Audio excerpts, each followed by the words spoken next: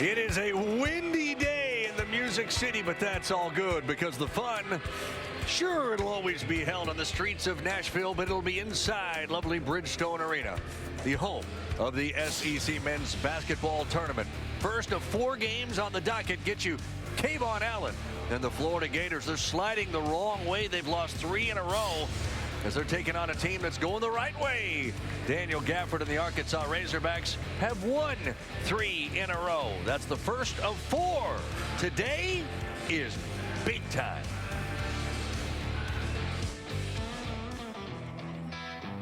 Every single day, the busloads of dreamers roll into Music City. Their feet hit the Nashville streets, instruments in hand and dreams in their hearts. For most, no matter how hard they work or how talented they might be, they are destined to come up short. But someone among them is also destined to make it, whether it's finally cutting that record or finally cutting down the nets. Hey, this is Nashville, where it's okay to bring your dreams, because they just might come true.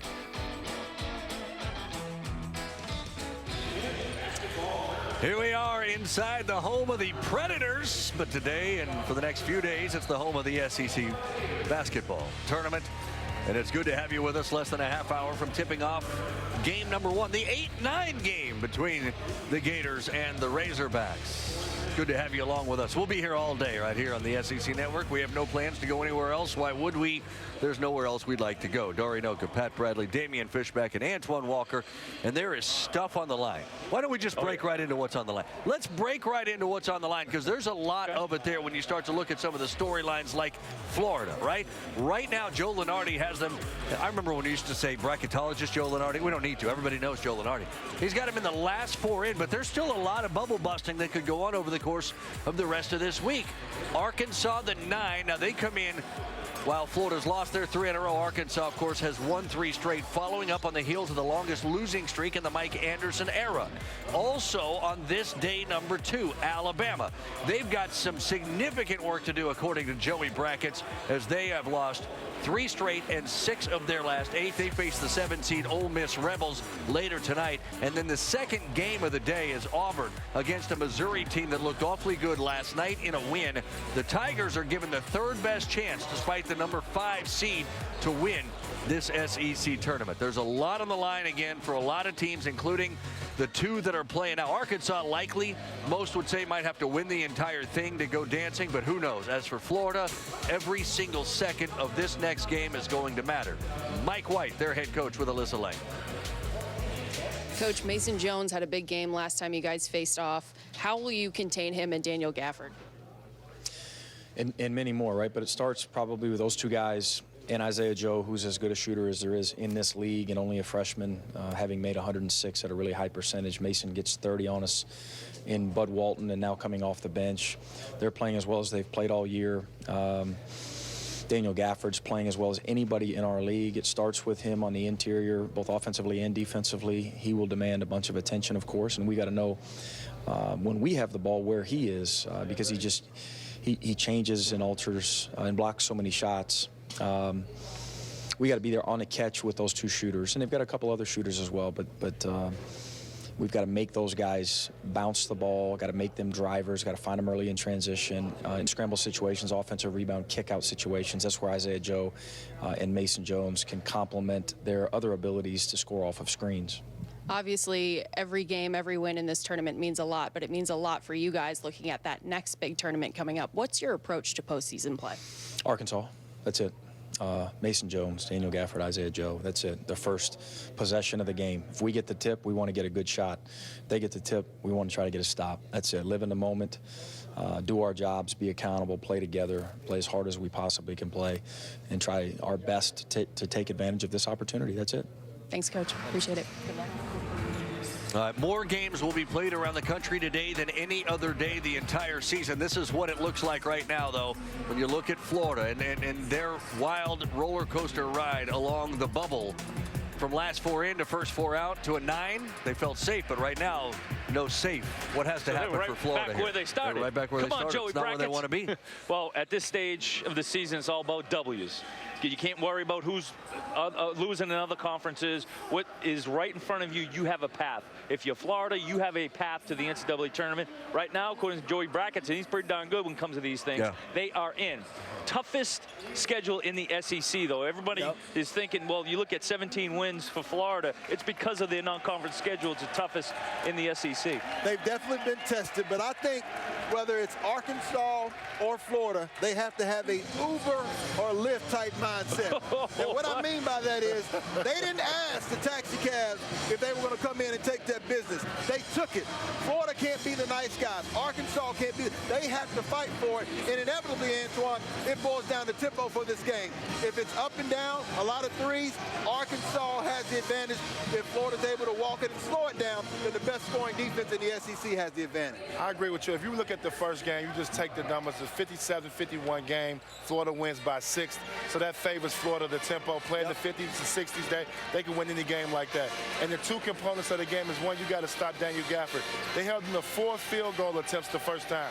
I don't know if you can hold him to 4 now. He's playing good basketball right now. But if you can do that and keep him off the free throw line and not let him be impactful, he had 0 blocks the first game. If they can do that, Florida can come out here with a win. That first game back in January, by the way, that wasn't even as close as that score. Florida was up huge, and Arkansas had a 15-2 run to end the game.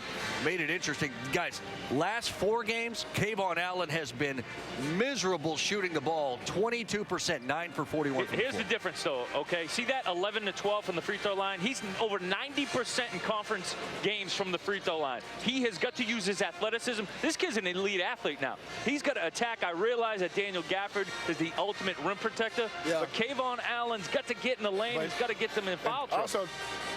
Also, too, Pat, he's got to take care of the basketball. They had 16 turnovers the first game. He's got to be efficient with that basketball. Well, Coach White just wants Allen to be aggressive is what he told me. And Jalen Hudson is another guy that's going to have to be aggressive. Those numbers are misleading, by the way, because of what he's done of late. Yeah. Well, and let's remember what he did last year. The leading scorer for the Florida Gators, even though he came off of the bench nearly half of the games last year. And so as his confidence goes, as he continues to improve, the Florida Gators have an opportunity to make the run.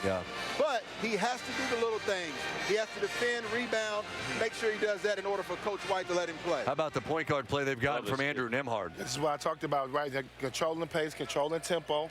What we discussed already, he has to be the lead out there and doing that. I'm not necessarily worried about him scoring the basketball, but if he can control the pace, not turn it over, get guys quality shots, he'll be in a good spot. But this is the first time in the tournament now. But I think he has to score, too. I think Florida struggles too much for points. You're right. He needs to focus on tempo, take care of the basketball. But they need some buckets from somebody. Now, you look on the other side of the floor here. Daniel Gafford makes it all go for Arkansas, right? 22 a game and 7 rebounds a game during the 3-game winning streak. Now, I hadn't been around as long as some of these other guys, but I have never seen an athlete like Daniel Gafford in a Razorback uniform. He runs. He's got great hands, strong hands. Nobody is stronger from the catch to the rim than Gafford. What I'm going to be looking for here against the zone, Mike White's going to switch it up, throw a little zone to prevent Gafford from getting it where he likes it, or does he double team? And can Daniel Gafford recognize a double team when it comes and then get it to the right guys? He got to be aggressive and demand the basketball. He cannot have 4 field goal attempts. He has to be aggressive. He has to touch it 20 times tonight. And like you said, when he gets double team, kick it out to those 3-point shooters you got. You got very capable 3-point shooters on your team, but he has to be aggressive on both ends, offensively and defensively. And he's got to stay out of foul trouble. In the previous game against Arkansas, he got into foul trouble early in that second half, limited their minutes, which is one of the reasons why Florida was able to give up that lead, actually, because it actually benefited Arkansas. Arkansas was a little bit more mobile. They matched up. Florida didn't know who to focus on. But I think Gafford has to be tough and stay out of foul trouble, in particular to give Arkansas rim protection. Well, when you talk, too, about him demanding the basketball, when he has opportunities to get it, this kid for me this guy better find him. Dara, this kid for me is key because he is going to be able to get Daniel Gafford the ball, Isaiah Joe the ball. Defensively, he's going to play a huge role because Mike Anderson's defense, the head of that defense, the point guard, his task is to be able to aggressively attack the other opposing team's point guard, turn them, trap them, and create havoc. And he's gotten better and better as the season's gone along. We saw some late game situations over this winning streak where he's taken over the game and made big buckets. So he's capable of doing that. He leads the SEC in assist to turnover ratio. So if he's taking care of the basketball, pushing it, and usually when he plays well, they win. I like talking about Isaiah Joe. Hey, he should be stretching his shoulder out. What's he stretching a hamstring out, man? He's a shooter. Hey, I like talking about Isaiah Joe, Daniel Gafford, but let's also remember guys like Osa Boyan, Adriel Bailey. Coach Mike Anderson always talks about the fact that his bench is what separates his best teams. These are the guys that we're showing right now, but that bench is going to be key. We'll see if Emery Simpson's able to play or not, but bottom line, if he doesn't, that also hurts their bench. It mentioned the 3-game winning streak. In these 3 games, Mason Jones, who, by the way, had 30, as you heard earlier, against Florida, career high to this day. He's 11 for 18 from 3 in his last 3 games. You combine him and Isaiah Joe, their last 3 games, 54%, 19 out of 35 from back there. They're hitting.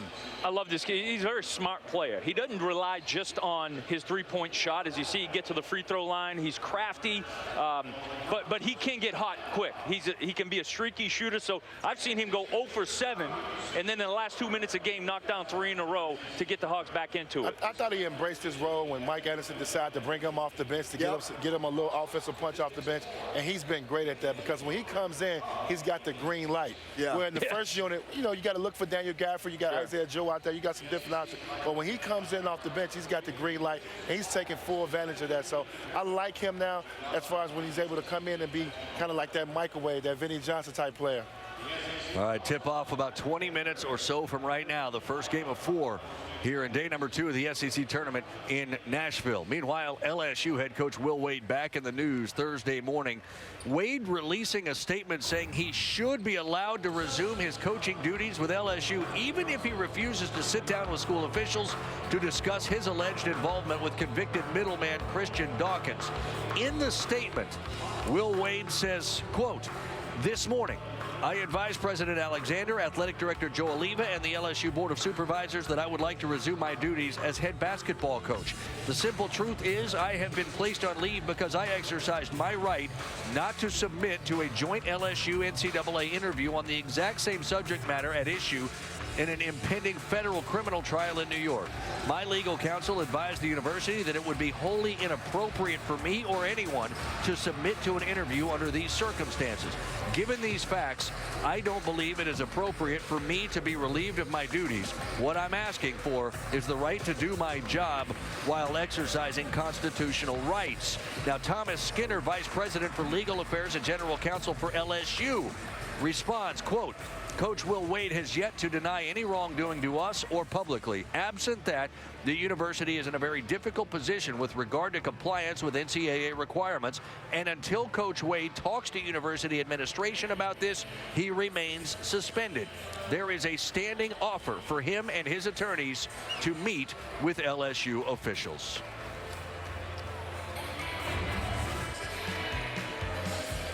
John Calipari and company, they don't play, of course, until Friday night, but that doesn't mean he's not talking to us. Coach Cal's take with Alyssa Lang on the eve of their opener in the SEC tournament when we get you back in the Music City of Nashville.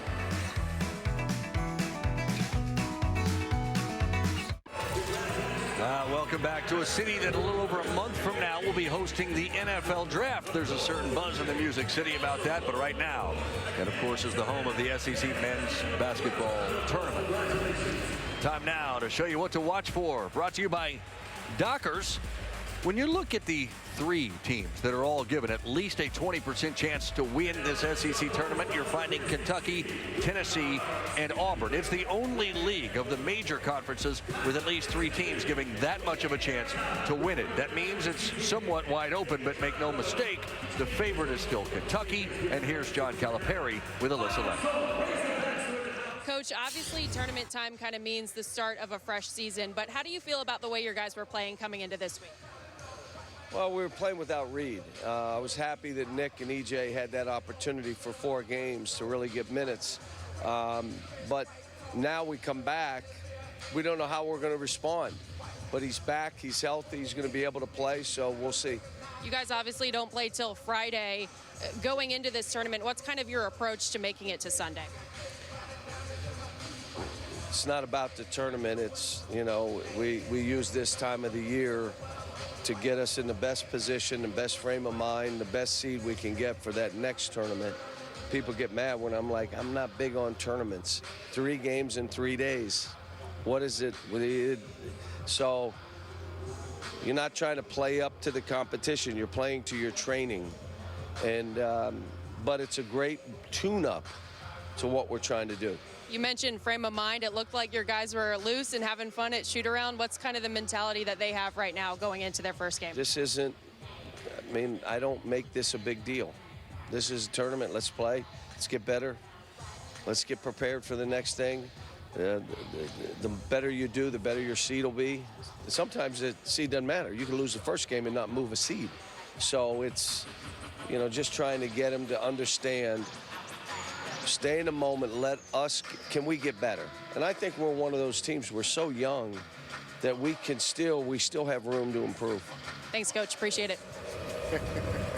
They have won this thing 31 times. Nobody else has won it more than 6. This will be their 5th straight win if they get it this year. Nobody's won 5 or more in a row since 1944-50 when Kentucky won 7 in a row. He wants to downplay this. What does this tournament mean to Kentucky, to a Kentucky I think it's legend? important. You have a national championship caliber team. This tournament becomes important. You win this, you become a 1 seed. You put yourself in the best position to win the title. You can be playing in Louisville in front of your home crowd in Kentucky. So I think it's big. That's just Coach Cal. And his team is playing really good. He should feel very confident. This is one of his better groups that he's had at this time of year. They are already ready to go. And now the biggest thing, we got the question mark answered. Raheem Travis is back. So I like what Kentucky's at right now, defensively and offensively. And it's big for them. If they can win this tournament and be a number 1 seed and go out in the Midwest, that's going to be tough. When you hear the number 8, Antoine, what do you think about? 8? 8 national champions. I was thinking of Angelo Walker. You were thinking about me. It's not another number 8. But you had a Listen, that's the point. 8 national championships.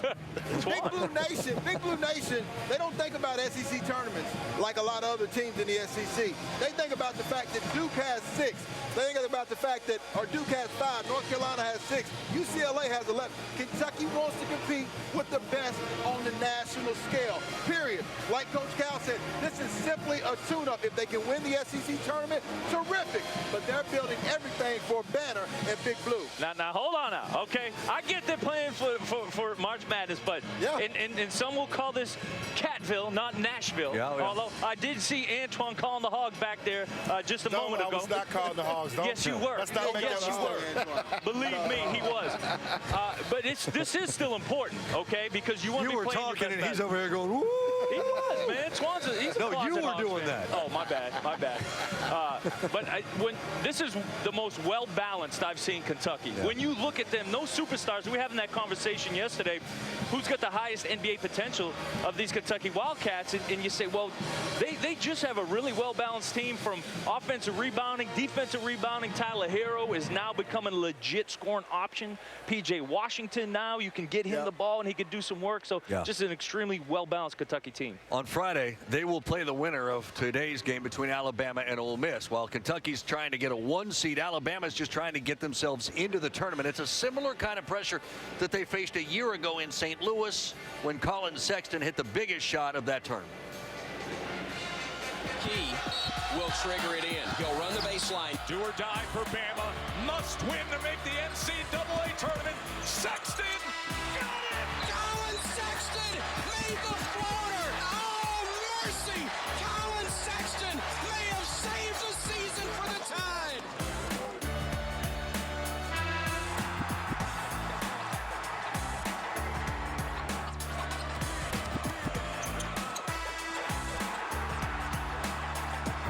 When you got somebody like this on your team, you can beat anybody. That was incredible. I remember sitting in that arena in St. Louis with you guys, and we watched that go. Look very similar to the last 2 years, too, by the way. Now, all of the similarities here. And a cold finish to the regular season happened last year. they turned it around a little bit. Now what happens this time around, we'll find out tonight when they're the 10 seed. They will face the Rebels of Ole Miss, the surprise perhaps of this league here. Antoine, when you look at what Alabama's got to do, they've lost 6 out of 8. What's got to change for them now? You gotta get somebody to step up to have a performance like Colin did last year. You don't hope it's not a buzzer beater, but you need somebody to, on the offensive end, to take control. You need 15, 20 from one guy to go out there. Every game has been so much inconsistency with Alabama on the offensive end.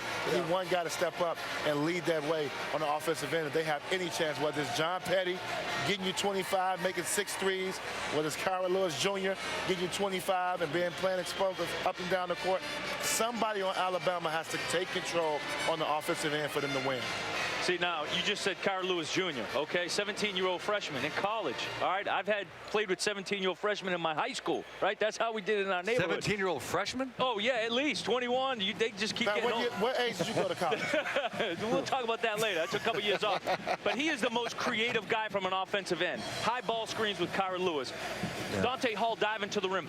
Get Dante Hall on the block early. Use everything you have. The one thing about Alabama, offensively in a half court, they get so stagnant. I don't like to see that. Get in transition. Yeah, transition is going to be key, Pat. Bottom line for Alabama, their defense and offense are connected. When they get stopped, they can get out and have guys like Herbert Jones, John Petty shooting free, Kyra Lewis getting out in the offensive scoring. But I think you have to have not only a guy step up and score, but you have to have a leader. And they have not had a leader on this team step up yet. Sometimes it's Riley Norris, sometimes it's Hall, sometimes it's Ingram. Who is going to take the bull by the horns and say, I will not go home? That's what I want to see from Alabama. We'll dive into that one a lot more as we move along in the day. But now to the game that's coming up behind us here in a matter of minutes. Florida and Alabama, the 8-9 game. Florida has not won in their last 3 games in the SEC tournament. They're on a 3-game skid in this tourney.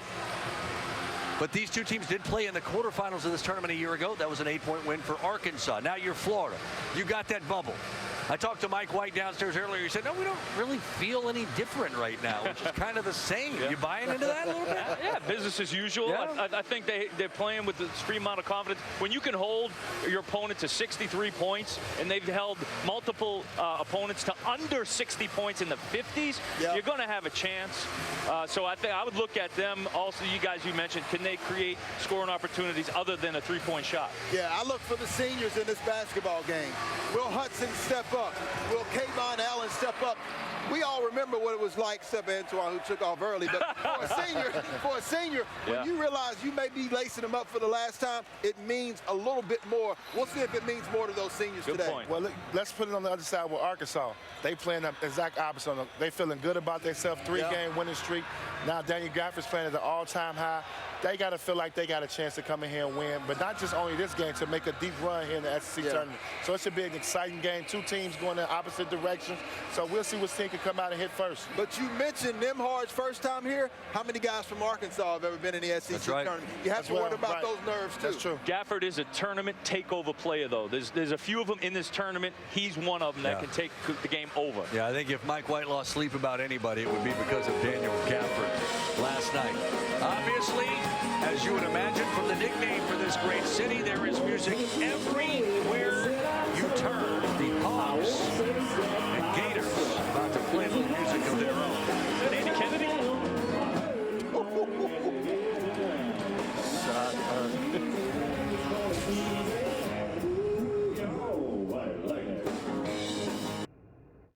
He has been the alpha for Florida for a couple of years. Catch-and-shoot guy, and really as good as this league has in that freshman class. Kayvon Allen is a kid that you do not want to let him see the ball go in early. Locke from Baltimore. Locke, a fantastic shooter.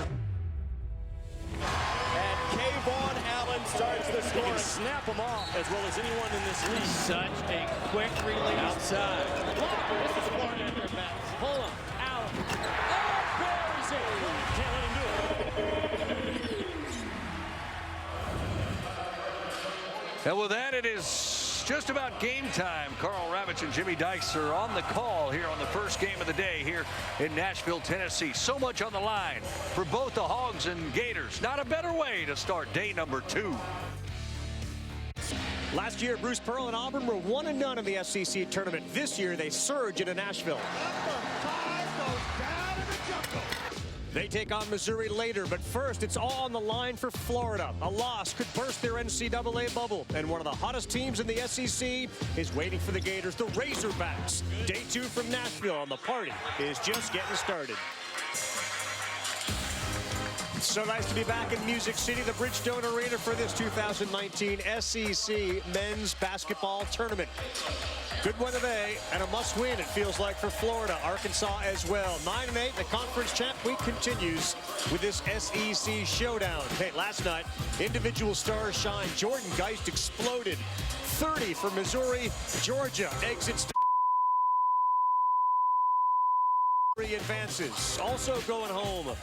And how about a season in which they didn't win any games in conference? Vanderbilt done. Savion Flagg flushed him 69-52. He scored 29. Our bracket looks like this. Florida.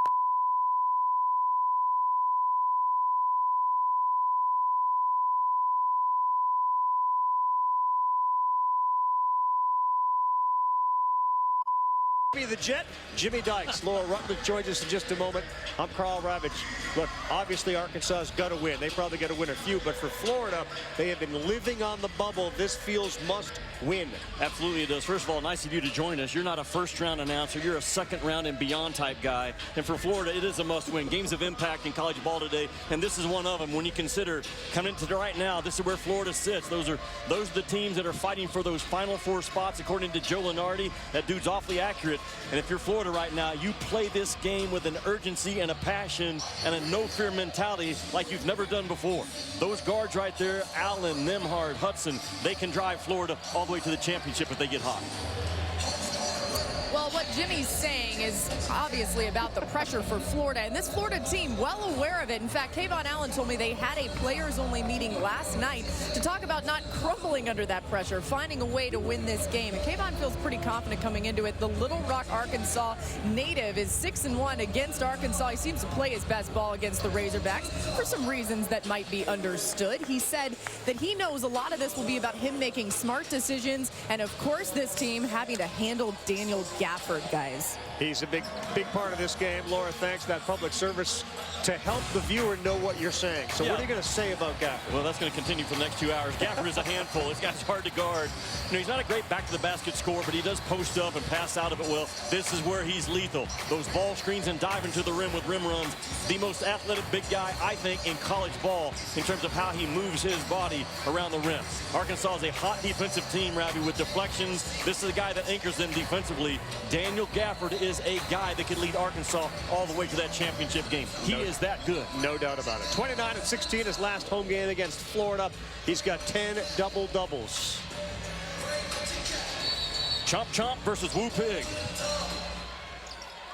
Underway. Gators had it. Gators lost it.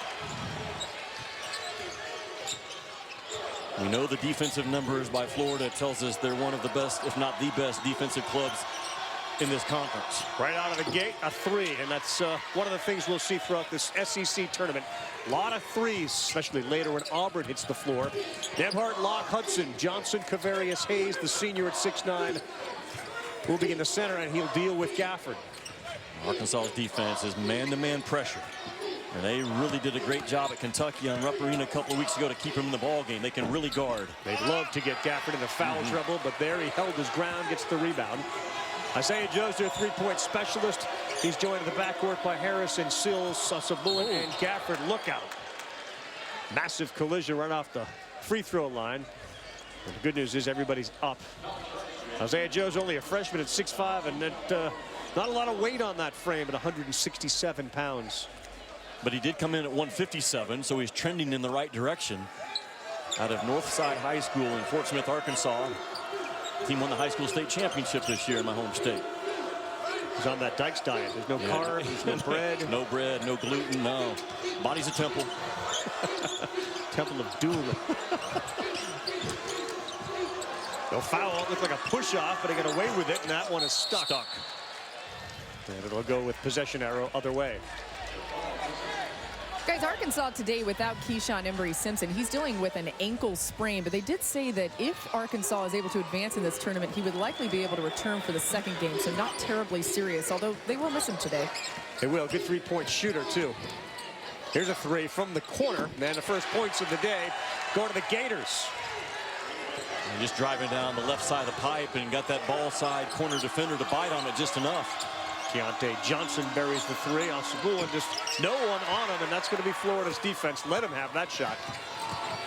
Ravi, without Emory Simpson, Arkansas goes to an 8-man rotation, and Mike Anderson likes 9 or 10, so it is a loss today in terms of how much pressure can they continue for a 40-minute game. That ball may have been deflected, coming down and drawing the offensive foul on Daniel Hudson. There's Mike Anderson, a lot of wins in those 8 seasons, but it feels like, Jimmy, so many coaches in this conference, partly because the bar has been raised so high, are on the coaching bubble. It does seem like that. And yeah, the basketball in the SEC has reached a peaking point. You're looking at 8 teams again. I think there's 2 or 3 that could get to the Final Four, and this has just elevated the expectations of every coach in this league, and every coach knows it. But there's a really good vibe about this Arkansas team coming in and winning 3 in a row. Kayvon Allen on Joe. They switched off of him. They try to get it to Gafford. Oh, good catch in traffic. Daniel Gafford's first 2. How good of an athlete is this kid at 6'11"? In the middle part of the floor, running down off of a ball screen, he can control that thing with either paw and finish. Extremely rare.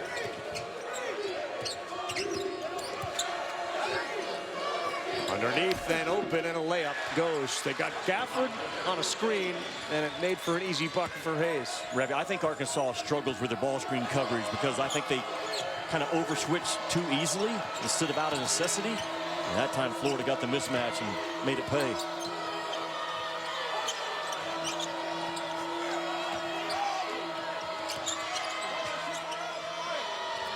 Kayvon Allen draws the assignment on Joe, and he's doing a good job, like a glove on him.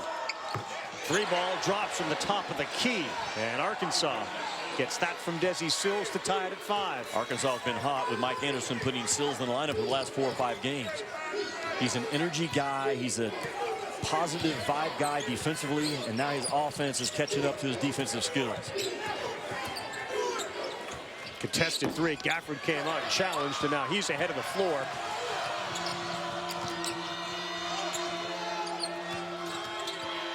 Joe, fade away. Money. Money. He's a money player. And this is a guy that the first month of the season was a 3-point specialist. He can touch a lot of bases right now on both ends of the floor. Right there is their second best defensive rebounder, and he's got that step back now, Ravi. He can do some things off the bounce. Hard to guard.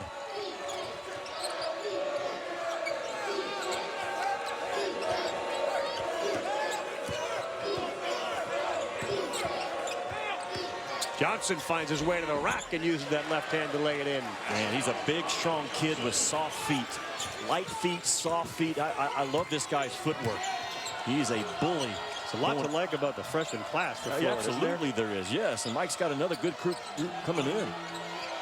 A little too strong, but Gafford's offensive rebound had it knocked away. He kept it alive, and on the floor we go, and a foot out of bounds. Isaiah Joes. It'll be Gators basketball when we come back. Arkansas is establishing Gafford early in this game, and that's a good news if you're a Razorback fan. This is a kid that you put him in any type of screening situation, even if it's a short closed down ball screen. He's athletic enough, Ravi, to go get it in traffic and finish.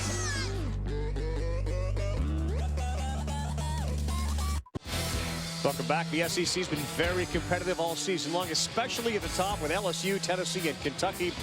They get a double bye, so does South Carolina. So we'll see those top teams beginning tomorrow, 1 Eastern time. And it'll be LSU without, of course, their head coach. And the big story in college basketball, Will Wade. This morning, he sent out a letter saying, I advise President Alexander, Athletic Director, LSU Board of Supervisors, that I would like to resume my duties as head basketball coach. Simple truth is, he says, I've been placed on leave because I exercise my right not to submit to a joint LSU-NCAA interview on the same subject matter at issue in an impending federal investigation. My legal counsel advised the university it would be inappropriate for me or anyone to submit to an interview. Given these facts, he says, I don't believe it's appropriate for me to be relieved of my duties. What I'm asking for is the right to do my job while exercising my constitutional rights. LSU then responded basically by saying, he has not yet said that he's not guilty of any of these. We have an open invitation for the head coach to come and talk to us. Once that happens, we'll make a decision. Pending that, he is still suspended. Ravi, I know he's been advised by legal counsel. I'm not sure what that letter accomplished at all today.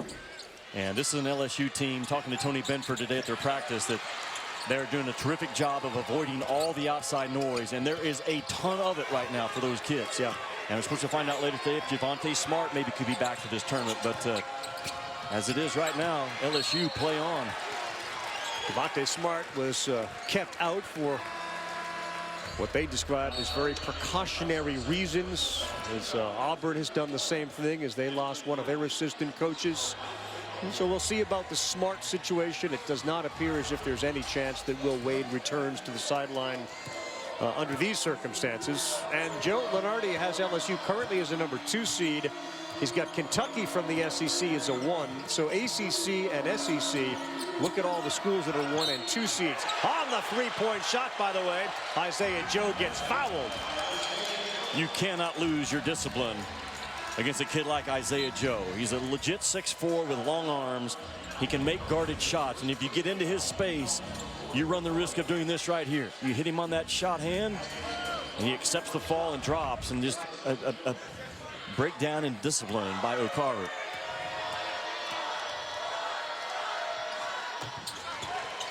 Guys, something to watch for Florida and Kavarius Hayes. Mike White telling him in that last huddle, hey, you missed a layup, but don't get caught up in frustration swipes after. Obviously wanting him to be responsible with the opportunity to rebound, but also wants to make sure he doesn't get in foul trouble. How about that, Laura? Right before the break, he grabs the offensive rebound and puts it in. And those are the ones that Kavarius Hayes has missed throughout his career. The ones that are just right there. You want your big guy, Ravi, to once per half to get an and one. And Hayes has not met that ratio throughout the course of his career. He gives you everything he has. Love this kid. But at times he struggles to finish through contact. And that time, great effort, good set of paws. Gafford to the bench, Hayes to the free throw line. The foul was not on Gafford. He's getting a breather. What left that offensive rebound open was Gafford went out to contest that jump shot from the free throw line. Arkansas, small team now, so they'll go to their motion, they'll cut hard, they'll move the ball side to side, looking for driving angles, force a help and a kick out three. Reggie Chaney's into the game, 35. Isaiah Joe feeling it off the front iron. Chaney tried to deflect it back in. Isaiah Joe, I looked at Kyle Guy on Saturday at Virginia, Ravi. He gets his shot off, Kyle Guy does, about 5/10 to 6/10 of a second. I'm not so sure Isaiah Joe's not right there with him. It's in and out of his hands now. Extremely fast for a kid this young. And the accuracy of it. Watch him get it as he comes off of a screen here. There's going to be a little bit of penetration. Boom, boom. Now the pass was low, so it's going to slow down that release that time. But with accurate passes, this kid's got one of those 6/10 of a second release. Nebhart and Johnson in the backcourt. This is Nebhart with the ball. He was really the first five-star signee for Mike White in Florida. Good pass. Oh, good block and a little help there from Chaney. It'll stay Florida ball. Isaiah Stokes is a very aggressive ball screen and dive out of it guy. SEC fans will remember his brother Jarnell Stokes at Tennessee. And they look spot on now. No question those dudes are related. Kayvon Allen, tough shot. In and out, but the hustle by Florida gets him another offensive rebound. Arkansas has been punished on the glass in SEC play to the tune of about -7 or 8 per game. They make up for it with the turnovers. 3 offensive rebounds. So Gator team who is playing a little banged up. Noah Locke's been hurt. There's a steal. Nebhart and Jones blocked from behind. They're going to call that goaltend. Yes, they count the basket. Deontay Johnson came out of nowhere, nearly flushed it in himself. I don't think it's goaltending. I don't think it's in the cylinder, and that's just the official has to make the call on the fly. That ball was not in the cylinder yet when Johnson hustled from behind. And Mason Jones, a guy that went for 30 the last time these two teams played. It's close, wasn't it? It was close, and we've been burned by that before with the LSU play early this season. If we can't make the 100% accurate call on slow down replay, how are these guys supposed to do it on the fly? It's just part of the game. You move on. How would it be if officials could react to a bad substitution by a coach or a turnover by a player, and they the officials throw their arms up in the air and make bad facial expressions? What message would that send? That's what we do to the officials all the time, though. Blocked at the rim, more defense, and it's difficult to get it inside against Arkansas. That time it was Adriel Bailey. He has the ball offensively, and how about that little impact on the game in the last 15 seconds? Arkansas playing fast on the offensive end. They're getting that first pass to the first side of the floor and getting a hard cut from the weak side, knifing right through that Florida defense. Good take. Gebhardt no good, though. This is not the pace that Florida wants. They want this thing in the 60s and get their press set up a little bit and choke this game down. This is all Arkansas tempo right now. Kayvon Allen hasn't gotten on track yet.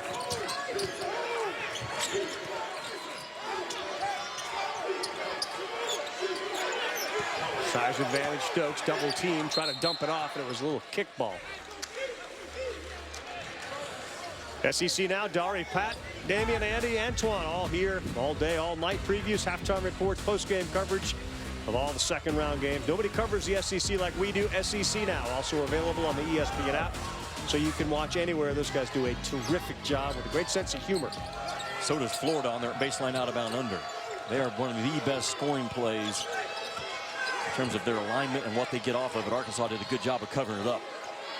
And they do it with humor? They do. Florida has nothing humorous about their baseline out of bounds under. Triple team, Stokes looking for something to do with one on the shot clock, and he got it picked off. Fourth turnover for Mike White's Gators. It looks to me like Arkansas has a quickness advantage at every spot. Are you buying in with that? Right now it does. Yeah. There's a steal, though. Nearly stolen back, but they're going to get a foul on Chaney. Meaningful ball game, Ravi, for both Arkansas and Florida. Arkansas's got the chops now to play their way through to Saturday or Sunday. And you see plays like this early, you know both teams are dialed in, because there have been some plays in this game that you could have given up on, and neither team has given anything right now, especially at the rim. Chomp Chomp versus Woo Pig. Here we go.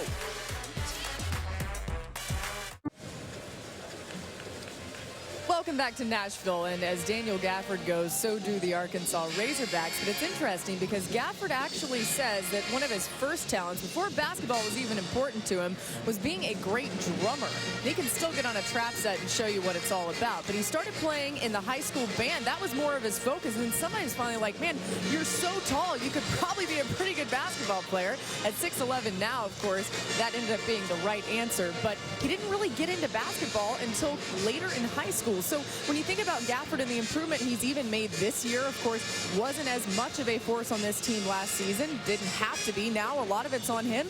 Even before that, he wasn't even, Ravi, playing that much basketball. So he's still relatively young in his development as a player. Which is why the NBA scouts are drooling, and we are not taking the bait with the drums leading into a music conversation with Dyke sitting here. We are not doing it. We're not mentioning the song.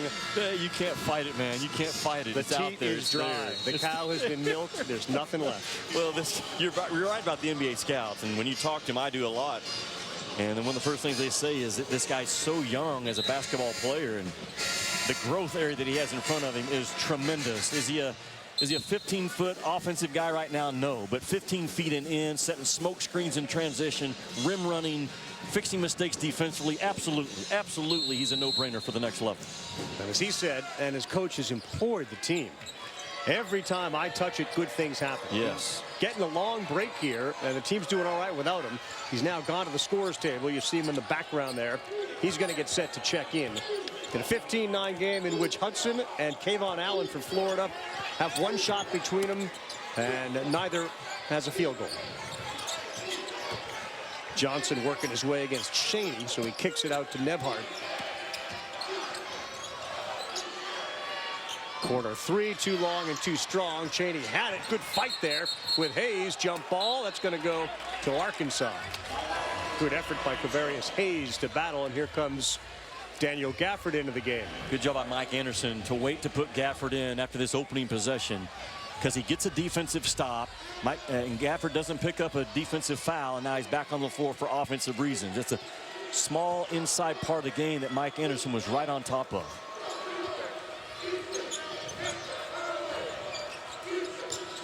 Good curl. Boy, Arkansas they really wrap those screens tight. Gafford's got good position instead of Cheney, and he knocks it down. Arkansas off to a good start shooting here in this one. Jalen Harris with a on-the-button pass. That kid's got really good short space quickness. Talking about number 5 guarding the ball right now. He's got a burst about him. Very underrated with his speed. Last game I saw Florida, Hudson exploded against LSU. He's not even on the floor right now. And the turnover continues to be a problem for the Gators. That's their 5th in a 17-9 game. Be careful. Gafford down low. Can't get it to go. He nearly rolled it in. It's so hard for a big guy because he literally got right underneath the rim, and kind of hard. If it's a big guy athletic enough to twist and get it done, it's him. That's such a hard shot. Mike trying to slow his guys down with play calls right now. And you got to stay aggressive, but the Arkansas deflections, Ravi, they're racking up. That was a good play, and it led to a wide open 3, and Johnson knocks it down. You know, Mike White wasn't going to let his guys just come down and just start playing ball. He backed them out and got a play call and slowed this game down and got a crucial 3.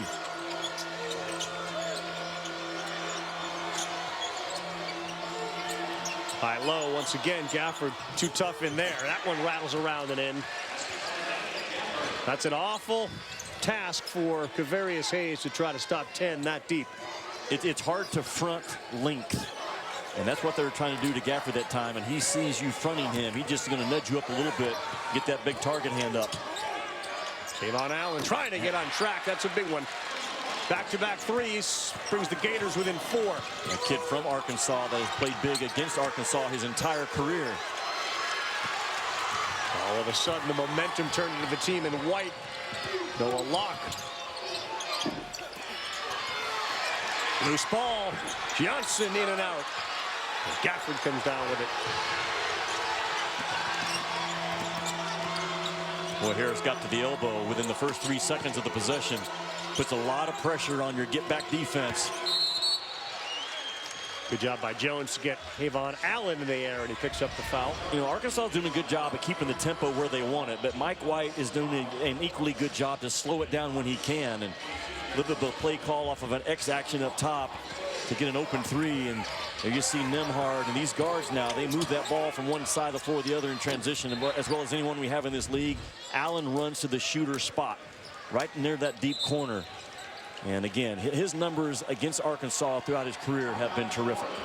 He's the guy that dribbled the clock out at home against LSU in that heartbreaking loss, 79-78. So there's some teams that are still trying to lick their wounds from their last regular season games. And obviously, the Gators, this stretch here, have cost them a chance to get into the NCAA tournament without having to worry about today's game. 19-15 our score here, 8:59 to go. Sunday, 8 o'clock Eastern time, 7 Central. Our SEC Now Selection Special will break down the brackets, preview all the NCAA games SEC teams are playing in. You can always watch it on the ESPN app from anywhere. So the goal is you turn the page. I mean, forget about the regular season. And obviously the teams that really struggled, Georgia, Vanderbilt, they've gone home already. For teams like this, how do you just flip a switch, or can you not? Well, you can, and it all starts with what you did in your preparation coming up to it. You know, Arkansas comes in a hot team. They've won 3 or 4 in a row, and Florida's on the other end of the scale right now. And it's all about your mindset. You want to play with joy this time of the year, Ravi. You have to have a joyful spirit and excited to play. So far from what I've seen, both these teams are dialed in that area. I'm questioning your joyful spirit right now, but we still have plenty of time to see if I'm wrong. So you mean I'm bringing like a bah humbug thing? Well, when you started coughing on me this morning, I had to step back a little bit. Wake up call. Are you good? 100%. Okay, all right. You saying I'm playing hurt? I love that about you. I love that toughness about you. Well, either you love it about me or you're down on me for it. I'm not sure yet. Pick one. Let's talk at halftime. 16 fouls for Florida. You cannot let Arkansas's guards turn the corner. And they all fight to turn the corner off that ball screen. Good defense and a little bit better switch there. Bassett's into the game, and he picked up Gafford on that roll. 4th turnover for the Razorbacks.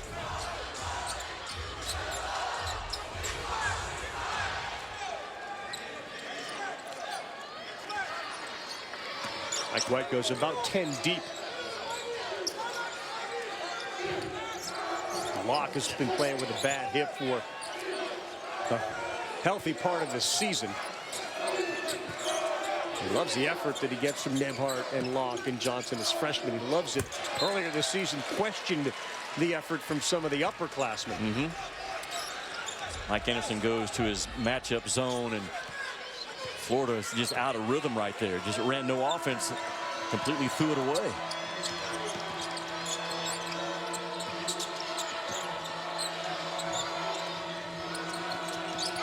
Gafford's being guarded by a guy and a half. And he'll be guarded by 2 on any touch. Try to shovel it to Gafford. It leads to a turnover. And now Locke. On a 1-on-2, he stops and pops and makes it. That's a hard play. Normally, you don't want guards to try to dribble a loose ball, but he got that thing in stride. You teach your big guys to always pick up a loose ball. Guards in stride can get it on the bounce. Well done by Locke. Gafford has it. Players and bodies on the floor. He able to jump over them, but he's going to get fouled and go to the free throw line. You can tell the SEC tournament's reached day 2. Intensity. Players limping off. 7:29 to go in the first, and a 2-point ball game. The SEC Network coverage of the SEC tournament. Nashville is also known as Smashville. 1917. The score here. Jimmy Dykes, we know that hope is not a plan, so give us some hope on how to make shots. Well, we're talking about footwork, Ravi, for shooters. If this is the three-point line, good shooters are going to leave the ground and come down pretty much where they took off from. Inconsistent shooters, their footwork's not going to be near as consistent. Jalen Hudson, for instance, from Florida, 27% three-point shooter. Jalen Hudson will leave the floor from here. He's a forward jumper and a twister. That's why Jalen Hudson's jump shot this year has been inconsistent. Watch a guy like Isaiah Joe right now in this game for Arkansas. He's going to take off and land in about the same spot every time. That's what you want, the footwork of a consistent shooter. Isaiah Joe has it. A lot easier to land in the same spot when you're only getting about 1/8 of an inch off the ground. I mean, look, Isaiah Joe, he's way off the ground relative to Dykes. He's about a couple inches in front of where he took off. He's going towards the basket. But he's close, you know. He's very close. He's going to be in that maybe 6-inch range right in there. But you jump 2 feet forward. Like, we'll get a shot of Jalen Hudson later in this game. Hudson's a forward jumper and a twister. And those guys at the end of the year, they're going to be 27-28%. Gafford's free throw, no good. Gafford's about a 59% free throw shooter. That's one of the things he needs to work on and get into that next level. I've realized in TV, demos work better when you can actually hear the person talking. Yes, you've learned that? Yeah, although I thought what you did was terrific on the night that we couldn't hear you because, once again, Rutledge was there to clean up the mess. It does help when you're not pressing the talkback button, but more on that in a moment. For now, let's talk a little about Florida and their last huddle with Mike White talking about just how they've been out of sorts, errant passes, things of that nature, saying, guys, can we just chill out offensively? Telling them, just calm down, take some deep breaths. You can see that maybe they're feeling some pressure. Now, he said, too, don't keep saying my bad, just do your jobs, and you won't even have to say that. Well, the problem is the pressure that Arkansas is putting on Florida and speeding them up, and Mike sees it. He's trying to talk his guys through a tough stretch right now, but you have to stay aggressive against Arkansas because they're a type of team, Ravi. If they smell fear and tenderness, they're going to chew you up, man. Yeah, but I mean, the circumstances by which they're playing this game, and you read what Joe Lunardi is saying and everyone else on the steal. Harris with Hayes behind him, and he flushed it. Guaranteed that one was going to go down. But all the noise from Lunardi and others about brackets and whether this is a big game, that's a hard thing to block. Yeah, it's impossible to block that. Absolutely it is, yes. Yeah, and then they could very well be feeling that kind of pressure on them. That's natural, right? That's natural. Yes, it is. Yeah, it is. You can do all you can as a coach to try to block out that noise, but kids know where they are. High archer off the window goes for Kayvon Allen. Good hard shot by Allen to be aggressive as a scorer. That's what Mike White wants out of him. At times, Kayvon Allen will guard himself and not be a factor in the ball game. The boy dribbles into trouble and he turned it over. Here comes Allen with Harris pursuing. He flushes it. 4 in a row for Kayvon Allen. Just like that, a 1-point game. Kid out of North Little Rock, Arkansas, that was actively recruited by Arkansas, a lot of big schools. He chose to go to Florida, and he has always risen up against the Razorbacks. Foul. Set play. Foul not called. Three-pointer with Isaiah Joe looking back at the defender. But he got fouled. I mean, there was contact. You have to protect the shooter till they get back down on the ground. And Isaiah Joe got contact. Isaiah Joe's having a terrific first half. 25-21 in favor of Arkansas. Joe's got 9.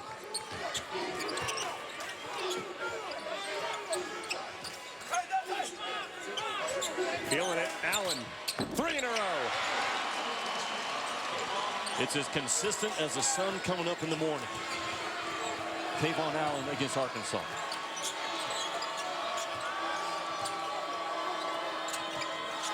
I love it. You give me an analogy and I'm all over it, and you just gave us one. Arkansas spread the floor, stay aggressive, keep playing fast on offense. Arkansas is playing fast without turning it over until now. Near turnover. Gafford, look out, does a somersault. They don't generally practice that one. I want you to go do a somersault over Noah Locke. Well, watch the contact by Isaiah Joe. He gets that thing off quick. There was contact on the arm. And you have to protect that shooter. And I think Florida got away with one there. And there's a good rhythm shot by Allen. Again, his feet and his takeoff spot and his landing spot are very similar. Consistent stroke out of number 4 in white. Joe may have been guilty of maybe throwing that leg out there a little bit too. Maybe, yeah. Daniel Hudson does that about as well as anybody in the conference. Locke way too strong. Good rebound offensively. Bassett. He rolls. Great look. Good job by Nebhard, who's one of the best passers in the country. He is so smart. He was driving that ball, Ravi, with the sole purpose of dragging Gafford to him with gravity ability, and Gafford took the bait. Offensive foul called. A little too much dribbling that time from Desi Sills. Nembhard so clever. He's not jet quickness, but he reads angles well and he can take the ball where he needs right there. He knew once Gafford came over and got engaged and he reached down defensive position, it was over because the big was then easy to find in front of the rim. Defense has been turned up by Florida. It's one of the things they do really well. 5 turnovers last 8 trips for the Razorbacks. How about Laura Rutledge telling us in the last time out for Florida, Mike telling his guys, just calm down on offense, run our stuff. They've been magical at that ever since that timeout.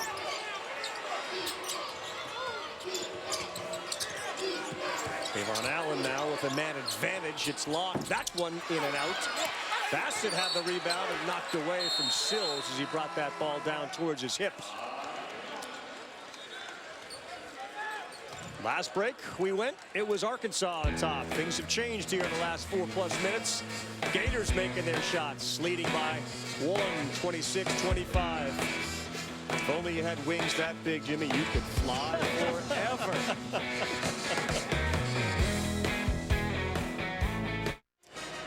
We will see you in just a few minutes at the half. Dari, Pat, Fish, Antoine will take you through the big storylines of day 2 here. Bubble is a big-time word, but so far, first half, Florida on a little run here. Kayvon Allen, the hog killer, been able to find his range from the 3-point line. Yeah, we talked about the seniors, but at 12:29, Florida changed the tempo of this game. Florida's done a terrific job of offensive rebounding, 7 offensive rebounds, and also turning over Arkansas. It's been a fun one so far. Ravi, Jimmy? Look at that. Bradley late smile. I love Bradley with that smile. You know his Pocket Square has its own Twitter account? Yes, I did know that. All right, Jimmy, so you look at the top 4 and all the bias, and for some reason South Carolina, obviously the way they played during the regular season, but to finish 4th says something about them. Is it any one of the 3? Or is it all 4 of those? And is there someone else that can win this thing? Well, I think there is someone else. I think the winner of this game right now has a chance because we just don't know what version of LSU we're going to get. I think Auburn comes in as a hot team, Ravi. They're built to get in a building. I think there will be a lot of Auburn fans here, and they're playing a really good brand of ball. And if those threes are falling, watch out. Florida's so good off baseline out of bounds under, and Arkansas has given them nothing so far in this game. Very well done by the Hogs. Keep an eye on it, though. The rest of this half, and certainly in the second half. It's a big 2-3 extended zone right now. You've got to cut. Florida's guarding himself with no movement. There you go. Get cut and get moving. Now Arkansas is back in the man. Nebhart. Front iron. Mike Anderson very animated in that Arkansas huddle, saying, guys, why did Florida get back in this? Well, because the pace slowed down. We had talked about it earlier on, Arkansas's pace. They were dictating it. They were going as fast as they wanted to. He said, look, Florida wants to spread you guys out and put you in a situation where you can't get your pace going. He said, this should be a street fight. Get back out there and get the pace going faster. Classic, just a clash of two different philosophies. You heard Damian talk about when that pace changed. Not afraid to shoot. We're going to get a foul. Is that Joe pushing Bassett out of the way, and it will be against Arkansas. Well, the pace change, Laura talked about it in the timeout, and then Mike White really got involved with his play calls and slowed him down and got the right play call going. And it kind of came to a screeching halt because Arkansas was tracking about 40 points early in this game by halftime, and now they're going to just be over 30 possibly. Bassett makes the first.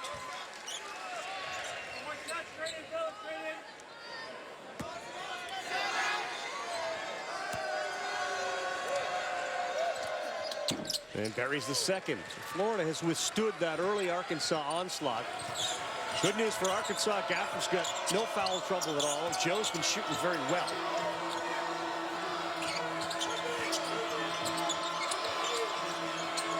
Nebhart there to double. So were a few other guys. Gafford threw it up there.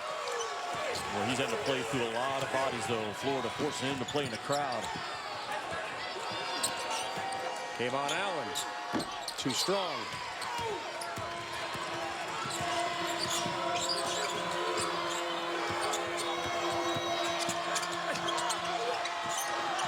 Great pass, Gafford wide open. Yeah, good job there by Sills to hesitate, then find the open man. Absolutely. That wasn't the extra pass. That's the right pass. And you hear me say it all the time, Rowdy. Extra passes result in turnovers. Like, we didn't need that pass. That was the right pass to make. And Gafford's so active, man. Getting him the ball on the move, that's bonus.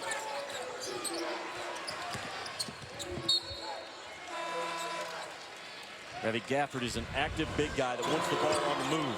They don't lock him on the box. They put him in a middle ball screen. The ball gets reversed out, but now watch. He continues to seek it, stays right in front of the rim, and a good find by Sills. Arkansas has only scored about 18 times this year off true back-to-the-basket post touches by Gafford. They get him in ball screens. They let him set smoke screens in transition. They put him in the move because he has great hands on the move. Allen, boy, has moved his feet a lot. A lot.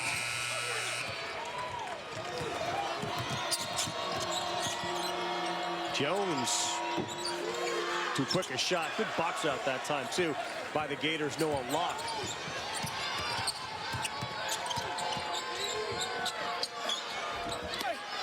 It's amazing. Mike White has a conference with his team. They listen to him. Mike Anderson says, we got to force the pressure. And all of a sudden that changed. Like, does one message get heard and the other one get forgotten about? Because it feels like, based on Laura's reporting and what you said, for a while Florida listened to its coach and then Arkansas listened to its coach. What happened to Florida in the post of them first listening? That's what coaching is. That's why you see a lot of coaches on a park bench talking to pigeons. It just drives you nuts. But I think you make a great point, Ravi. This time of the year, in your timeouts, you want to have one strong, clear message. Because those dudes are sitting over there and they're thinking about the shot they just missed and they're thirsty, and the trainer's saying, hey, you got to cut. Hey, look at me, look at me. We've got to pick the pace up in this game. Everybody understand, like, you keep your timeout message very clear, very succinct, and very spot on. You can't throw them too much stuff. So does Mike White just remind his players? Constant, yes. Yes, that will be the theme for Florida in this game. The faster the game goes, Arkansas is going to advance. The more choked down it is and the more control that Mike has over on both ends, that's going to favor the Gators. During your glorious run as a coach, how often were you on the bench talking to the birds? A lot. A lot.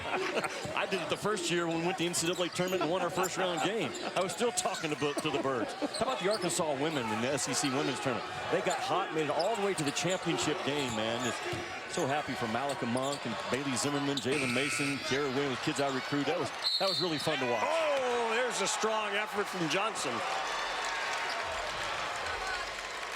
Gator fans shaking their head in dismay. What an effort by Keontae Johnson in the offensive glass. I would love to walk across the campus just once with a body like this guy, man. He is well put together, and you know what? He's not afraid. And you play guys this time of the year that aren't scared. And this freshman class for Florida, they have zero back down in them from any situation. You agree? Oh, you've seen them more than I have. They've been that way all year. The freshmen in particular.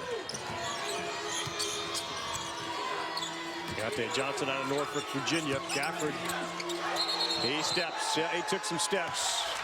Ravi, see how he struggles with a true back-to-the-basket catch. That's not where his comfort zone is right now. You're better off diving him out of ball screens and keeping him moving for his touches. Well, the same way Kyle Alexander from Tennessee's worked on a little jump hook and a little fadeaway. You wonder if Gafford could work on that at the next level.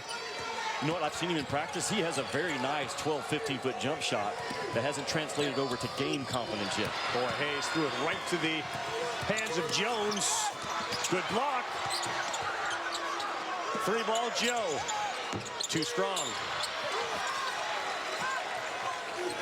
Empty trip. They had a good chance with now 24 on the shot clock and the game clock in the first half. Remember, I told you Arkansas was tracking 40 points in the first 20 minutes, and Mike White changed the game. And they're going to be fortunate to get to 30, and they shouldn't if Florida runs this last possession out like they should. The Gators are about a 2.5-point favorite. And this game is living up to exactly what Vegas figured it would be. Nice and tight. No foul, and that'll do it at the half as Johnson frustrated, but he had a great first half. He's in double digits. He's got 11. Florida's got a 2-point lead, 30-28. Lauren? All right, thanks, Ravi. Coach, Arkansas was going on a run. You had a little huddle with your team where you told them to just chill out. How did they respond after that? Hopefully we chilled in the right areas and picked up our intensity in some other areas. Sometimes this team plays harder offensively than we do defensively and vice versa, and everybody struggles with it, but it's got to be two different tempos, especially for us. Not a very good possession there to finish the half, but I like the fight from our guys. Arkansas is very good, playing really well. Gafford is such a handful. Isaiah Joe got going a little bit. We've got to clean up some stuff to have a chance in the second half. Yeah, cleaning up some things, but also controlling Arkansas's tempo. How can you continue to do that consistently in the second half? Well, they're controlling our tempo as well. Their press has been effective. They've caused some turnovers, not only with their press, but their press has probably caused a couple other turnovers with us just not quite settling in and playing with the amount of poise you need to. Their speed and quickness is really good, and we've got to chill out a little bit, as you mentioned. All right, thanks, Coach. Thank you. Dari, no chilling out up there, though, with those guys. And honestly, I don't worry about it with the cast of characters you have on SEC now. Yeah. Yeah, there's really no time to rest here. Not when you got the shooter and you got his alma mater playing behind us here and down by 2 right now. But no, 30-28. And how about the first half for Keontae Johnson, gentlemen? He was scoreless. The only team that shut him down without a point all season was Arkansas.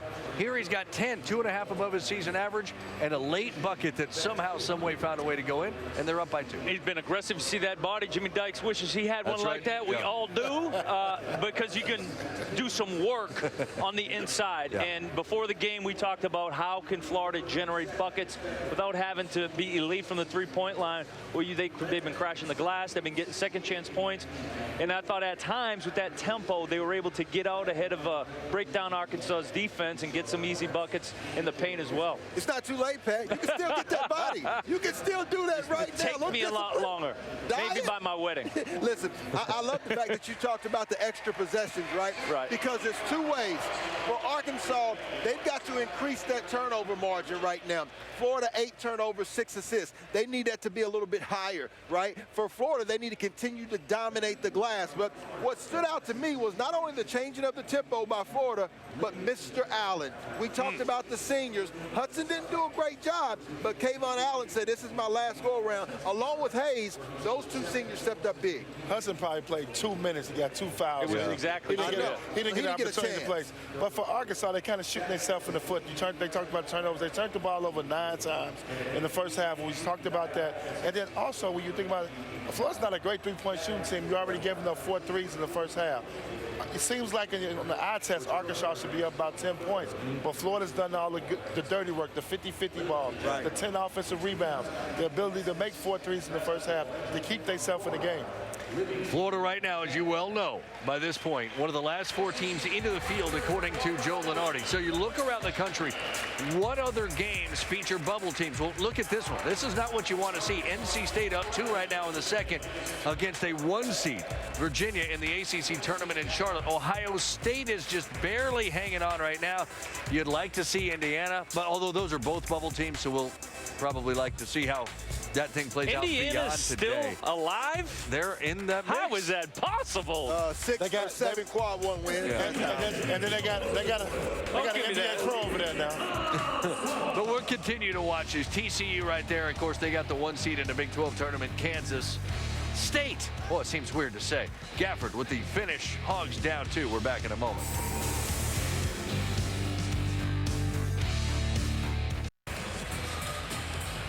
Halfway through game number 1 out of 4 here in Bridgestone Arena, the home of the SEC men's basketball tournament in Nashville, Tennessee. It's a 2-point lead right now for Florida, 30-28 over Arkansas.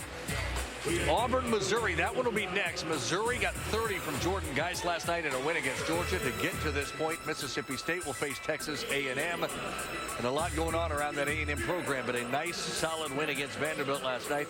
And Ole Miss, Alabama is also. That will be the first game of the second session. Mississippi State A&M will be your nightcap. All right, so there you go. That's a look at what we have today. What's the biggest storyline on your mind? For me, that Alabama-Ole Miss game, because Ole Miss is still trying to improve their seed in the tournament. Alabama, obviously, now they're in a situation where wins are critical for them. How are they going to come out? Are they going to come out fighting, attacking, like you say, 5 fingers, 1 fist? Is that what they're going to do? They're going to bring it? So to me, that's where I'm focused in on, really to see how those teams respond to this situation here. Actually, I'm looking forward to our second game we got coming up, Missouri-Auburn. I think Missouri has a legitimate chance of winning this game because of their inside presence. When you think about Jeremiah Tim, Mitchell Smith played good last night. Kevin Puryear, they can really dominate Auburn inside. If Austin Wiley's not able to give them any type of big minutes today, I think Missouri has a chance in that game. I like that because a lot of people have talked about Auburn being the 3rd opportunity to win the whole thing. Alabama, obviously, a bubble story. But can people talk about Mississippi State a little bit?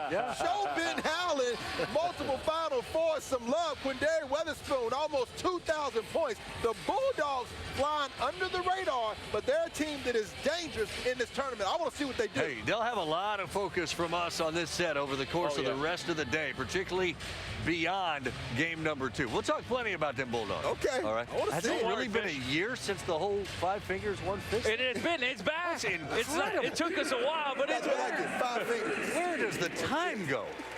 It's unbelievable. All right. First guy to ever wear a bow tie on the SEC set right here. Yeah, I think that's true. I think you're right. Keontae Johnson averages 7.5. He's got 10 at the half.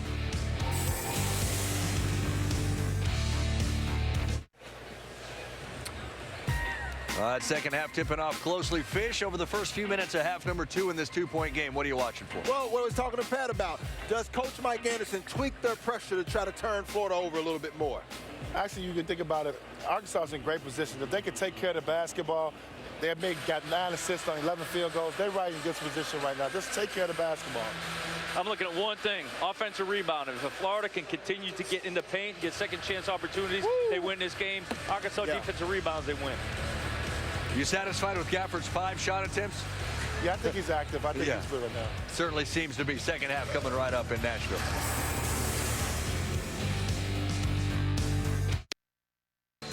Welcome back, everyone. Nashville, and that is Broadway. All sorts of establishments down there. Some big-name musicians opening up their own places for people to go eat and drink. We're here, 30-28. Laura's got the coach. All right, thanks, Carl. And Coach, when you think about the tempo in this game, you've obviously want your guys to play fast. How can you continue to do that consistently in the second half? Take care of the basketball. I think that's got to be a big key, and then keep them off the offensive glass. And it helps you that Daniel Gafford not in foul trouble at all. What more do you need from him in the second half? We just got to be more assertive, and obviously they're coming with double teams, so he's got to be able to recognize that they're coming on the bounce, so he got to be able to make his quick move or get it to our open shooters. Thanks so much. Okay, thank you. Laura, thank you very much. 9 turnovers for Arkansas. Gafford sits there with 7 points. He does not have an assist out of those double teams. As you said, they're playing him with like a guy and a half. Yeah, they are. And initially, and then coming with 2 on the bounce, as Mike said. Interesting, Arkansas has only taken 22 shots in this game, and Florida's taken 32. Arkansas has turned the thing over 9 times, and they're getting beat on the boards, and that's why Florida has a +10 shot-taking advantage right now in this ball game. Arkansas is who they are, though, Ravi. They're a fast, disruptive team defensively. They're going to get the tempo going up. And if you're Mike White, stay with the same message. Control this ball. Don't turn it over. So they are who they are. Who are you? I'm not sure yet. I'll let you know at the end of this game. Jimmy Dykes, that's who he is. Let's take a look at who's playing with style. It's brought to you by Belk. Well, we talked about footwork for a shooter. You want your shooters to jump and land in pretty much the same area. Maybe 4 or 5, maybe 6 inches difference. That's about it. And look at Isaiah Joe. The takeoff and the landing, spot on, man. This guy sticks it and sticks it right back down. He got away with actually kicking his foot out right there in that far corner.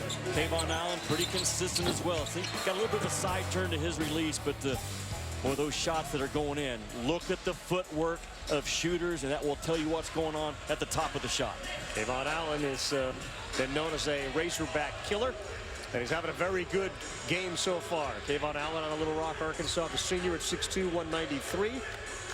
Sits there with 10 points. Isaiah Joe 9 on 2 3-pointers. Florida ended that first half, the last 7 minutes, on a 13-6 run. So we get 20 minutes to go to see who moves on here at the SEC tournament. Ravi Gafford took 5 shots and he played 16 minutes. So he's shooting the ball once every 3 minutes, but he's got to be aggressive. He has no fouls. He can afford to play loose and confident this 20 minutes. No legs for Asabuin on that shot, and he came up short.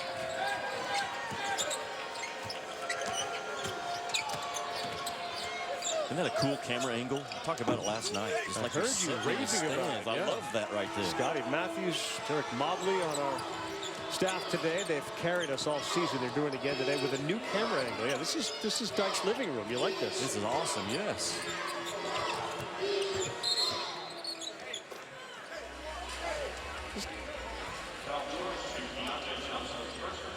That's the contraption right there. That's what's bringing the action home to the viewer. Yes. That's 4 cables. Who's operating that dude, by the way? You have to have a license to do that? Gafford showing some strength there. I was going to ask you, how do you be more assertive? Like, what does that mean? That means you have to post and repost and stay active if you're Daniel Gafford right now. He's not a back-to-the-basket guy. How did he score that time? They got him in space, going forward towards the rim. And again, with no fouls, he should be really freed up for the first 4 or 5 minutes of this second half. Even if he picks up a charge, man, be aggressive and bring the hammer to Florida early. Set the rules in this second half. Hayes had good position. Good help there, defense. Asabuin came from behind to deflect it. Mike Anderson's a guy that he tracks those touches of the basketball and the deflections, and the number kind of changes game to game based upon the pace that they're going to expect. But boy, they are awfully handsy, and they're really good at it. What else have they been good at to the Arkansas? Baseline out of under defense, right? Yep. Not moving out of that 3-foot box.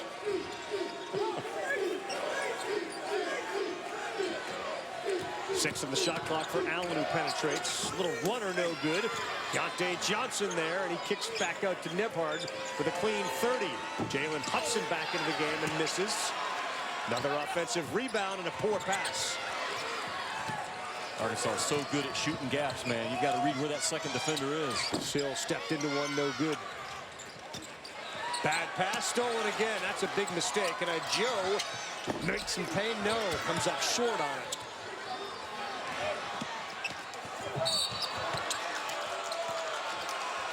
Those are odd 30 seconds in that game right there. Yeah, it was an odd last 3 seconds by Nembhard. I mean, he was looking to get fouled more than he was looking to make the layup because he had a pretty good angle. Now, Osterboin's an athlete that might have got it up top, but this kid is so good, Ravi, at taking the ball where it needs to go.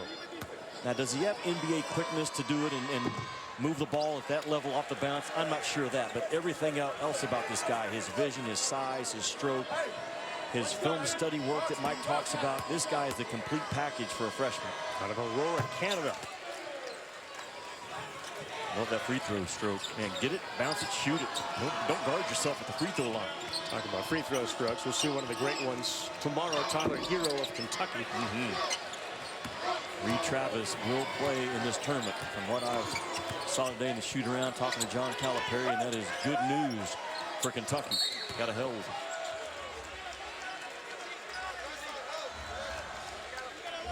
Who is holding who? I know who the foul's against. Look at the job Hayes does to draw that foul. We mentioned that Reed Travis is coming back. Zion Williamson will play tonight for Duke as well. That's just sort of an entire tournament-changing decision for Duke. Absolutely it is. I was talking with Coach K earlier this week about they're going to use this ACC tournament to kind of remake themselves. Now that Zion Williamson is back, they're without Bolden, and they have a, it could be a one-day, two-day, three-day tournament, whatever it is, for Duke to figure it out what they're going to be in that NCAA tournament. I will say this. Zion Williamson is missed much more defensively than offensively. And this is a cat that scores 24 points a game, but I'm telling you, that guy defensively is so underrated in the mistakes that he covers up, how quick he is on that defensive glass. Watch for a hook and hold here. Watch Sills. Now, who's grabbing who? Yeah, I hear you. On that replay right there, Sills clamps down and doesn't let go. So that could be viewed as a hook and hold. We had this situation last night and explained it to our viewers. Only 2 officials at a time can take a look. The other guy has to stay out on the court and keep control of the court situation, which doesn't look too intimidating right now to me. I think just the camera guys, but it's going to go with just a common foul, but you got to look at it. Yeah, positioning that third official right at center court just to make sure that the traffic stays at a minimum. Yes, and like in a heated game at the end, maybe 2 coaches are going at one another, players are going at one another. So you have the court secured by the one official while the other 2s are doing the collaboration with the folks back in Birmingham. No points so far for Florida off baseline, out of bounds under. And they are the best in the league at getting them.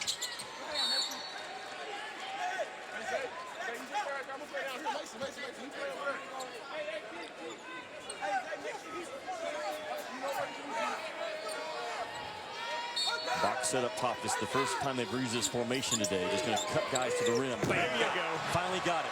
Just a matter of time before Florida gets it. And when they lift their out of bounds under alignment up top, you know it's a lob threat coming. Beyond. Keontae Johnson is having a fantastic start to this SEC tournament.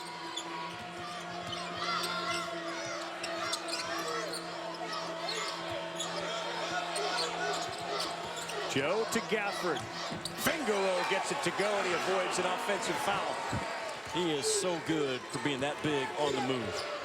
He's got the guard control of his body of a 6'1" kid, and he's 6'11".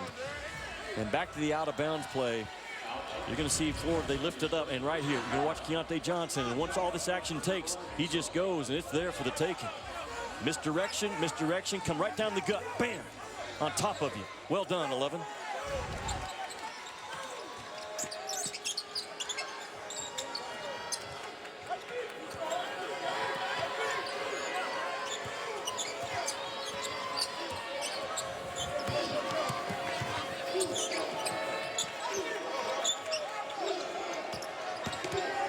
Doing a good job of Gafford's basically out there on Nebhart. He has no responsibilities down low, and let's see if Jalen Hudson starts to get warm. He buries a 3. So you've got Keontae Johnson, Kayvon Allen, Nembhard, and now Hudson. 4 shooters surrounding Tavarius Hayes. Flush from Gafford, and a good quick look too. Yeah, as in so good to keep Gafford facing the rim and let him be a downhill rim chasing guy. Mike Anderson knows exactly what Gafford's strengths are, and he's staying with it. Dave and Joe, but how about the touch pass to set up Gafford? Yeah, it's well executed. This kid can go get bad passes out of his area, and that pass was perfect. But when you have a big that's as athletic and as quick off his feet with soft feet and paws like he has, he will also get some bad passes and make you pay. Good start to the second half for Big DG. Once again, moving towards another double-double. He's got 10 of those this season.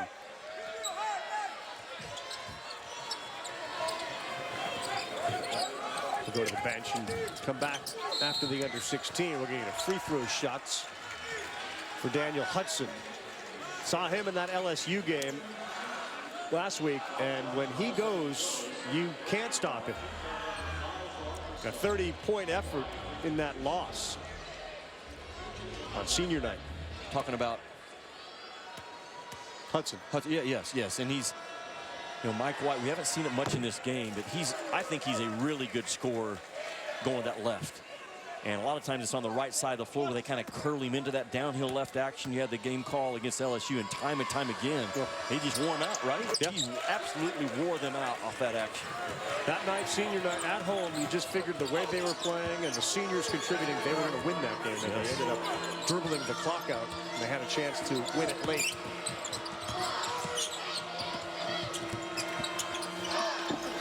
Runner comes up short. We're going to get a foul, and they're going to call it on Keontae Johnson on the Gators. You can feel the intensity in this game continuing to stay at a high level, considering Florida's in a must-win situation. So what are they doing? They got a forward jumping Jalen Hudson knocking down threes, but on the other end, Arkansas is answering with a big. This thing is going to go down to the last possession. I'm just telling you right now. Don't go anywhere.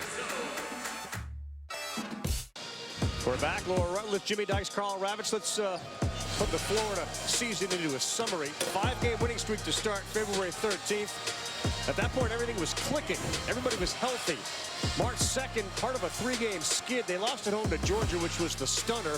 Then they had the chance in overtime against LSU, but didn't get a shot off before the clock expired. Then March 9th, they lose to Kentucky. So the Georgia loss, inexcusable. LSU game could have won. Kentucky loss, acceptable, which puts them right on the Lunardi bubble. He's got them last 4 in. There's a variety of other sources that have them first out.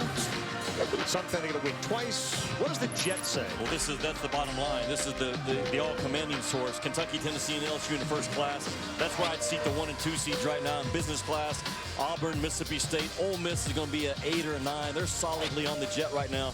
Florida's back there in coach, sitting by the blue water. They can hear the luggage being stored. There's no way at all they should put anything buckle the seat in. They're sitting there right now saying, please don't come and ask me for my seat. You win today, you're in great shape. You lose today, you're probably going to have to give it up. Probably be able to order your own breakfast. You probably can. Right now, we're out of that one, too. Did you just drop all commanding source on the Jet? That's the bottom line right there.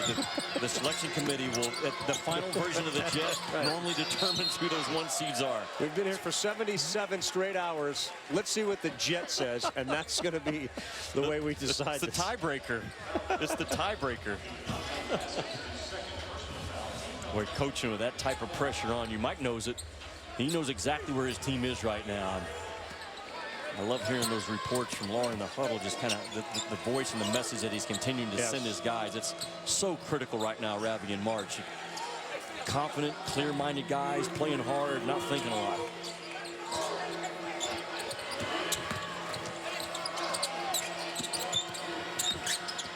Noah Locke, tough defense on Isaiah Joe. Give Noah Locke a lot of credit, but they're going to end up getting a fresh 30 and using 2 of it.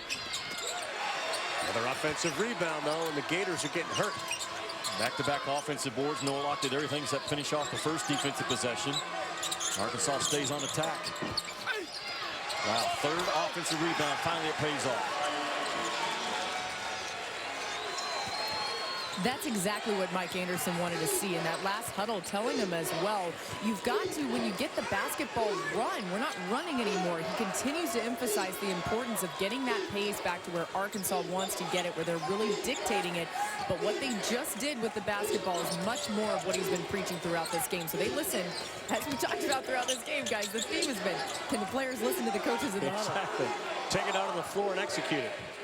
Contested shot, tough 3, man in face. Offensive rebound for the Gators. And he is so inconsistent. That time is a really strong lean back by Jalen Hudson. And I love the confidence that he's shooting it with, but it's got to be backed up by good decisions. Double up dive for Florida. Dive a big, pop the other one. Good hustle on the floor, and it's going to be Florida basketball. Here's the arrow. The 10th turnover, now 11 by Florida Watch Jalen Hudson's jump on this shot. He's being guarded. He's going to jump and fade back. His feet go forward. His body goes back. And that's why he continues to be an inconsistent guy. Now, he can string together 3 and 4 in a row. If the mixture just happens to all come together at the right time, he can knock them down. But or more times than not, it's a very inconsistent finish. What happened last time in this alignment, Ravi? We had a dunk. We had a dunk. Not open this time. Good job by Arkansas to match those guys coming at the rim. Noah Locke is 1 of 9 from the floor. 1 of 9. Good position by Bassett there to pick up the offensive rebound, and he draws the foul on Jones. Boy, it feels like an Arkansas lineup that's going to have a hard time scoring with the personnel they have out there. Yes. So now this is the same alignment. It's 4 guys stacked high, but Keontae Johnson now has changed positions. That's another reason why they're so good on their baseline out of bounds under, Ravi.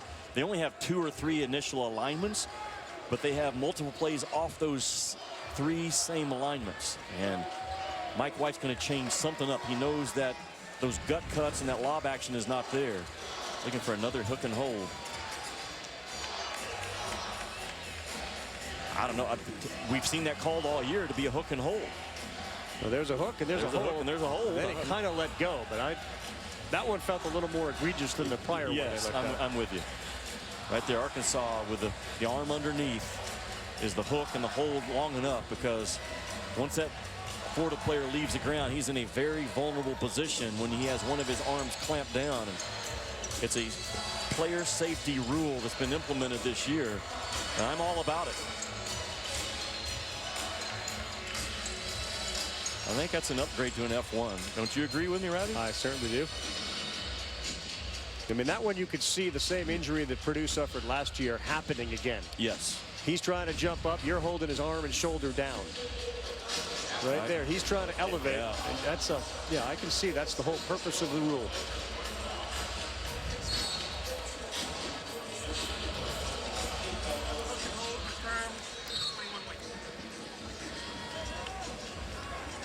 That is confirmation. Mason Jones with a hook and hold. 21 White is the shooter. And then we'll go back to that baseline out of bounds play that Mike White just drew up in his huddle. And we'll see, does he make an adjustment to get another 2 off baseline out of bounds under? And this is a transition type season for the hook and hold. The fact that it's a point of emphasis, it feels in a lot of ways like holding in the NFL. It happens a lot. Yes. And if you have enough eyes and cameras, you can see it a lot. Yep. I'm not sure. Maybe players have gotten a little better as the season gone on, but here we are in March and it's still being called. It will determine an NCAA tournament game at some point. Same alignment. Let's watch the action. There it is. The Hudson free ball that just misses off the iron. Keontae Johnson's been as active as anybody all day. The same alignment, and he just froze his shooter up top. They are so good. They are so good at baseline out of bounds under.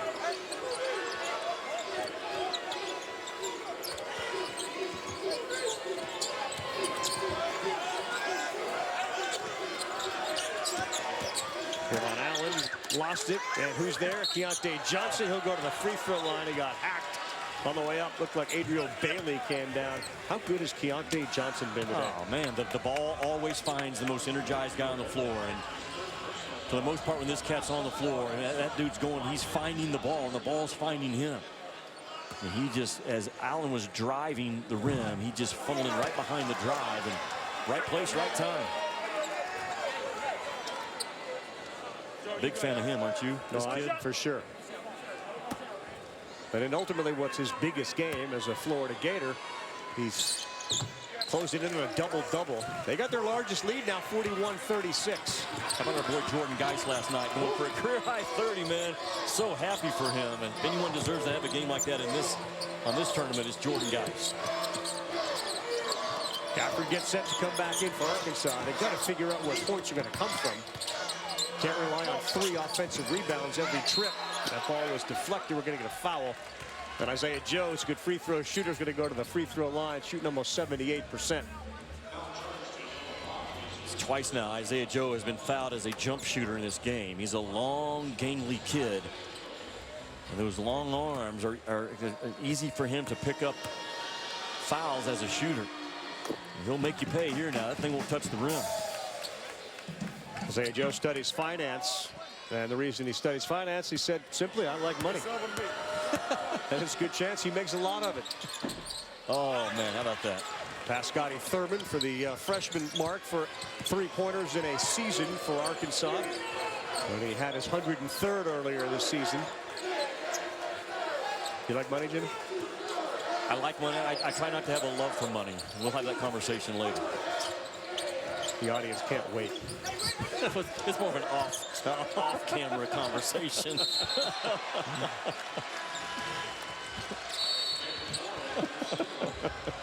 Hey, there we go. Who's in the building? Look at him. VP. That's an energized guy. He's like Keontae Johnson as the former coach. Kind of feel real good about the way his team is playing. It's so funny because midway through the season, you just sort of looked at Auburn and you said to yourself, you know, they're going to be the team when we get to the tournament because they're not going to get a double bye. Then everyone's going to say, that's the one team you don't want to face. Right? I'm with you. And they're there. Hudson knocked out of his hands and a foul on Desi Sills. Arkansas's got to quit turning the ball over. And that's where they normally beat you. And you can't give Florida easy baskets. And there's the bracket that Bruce Pearl's going to try to play through.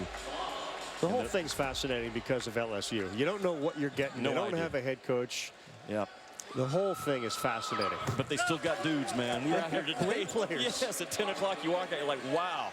That's what a college team is supposed to look like. I will say this, Skylar Mays, Tremont Waters, and Cavell Bigby-Williams have been tremendous voices inside that locker room from talking to the staff in terms of we're playing for each other. It's all about us, and they've done a good job of managing chaos, and that team has been through it this year now. They have been through it.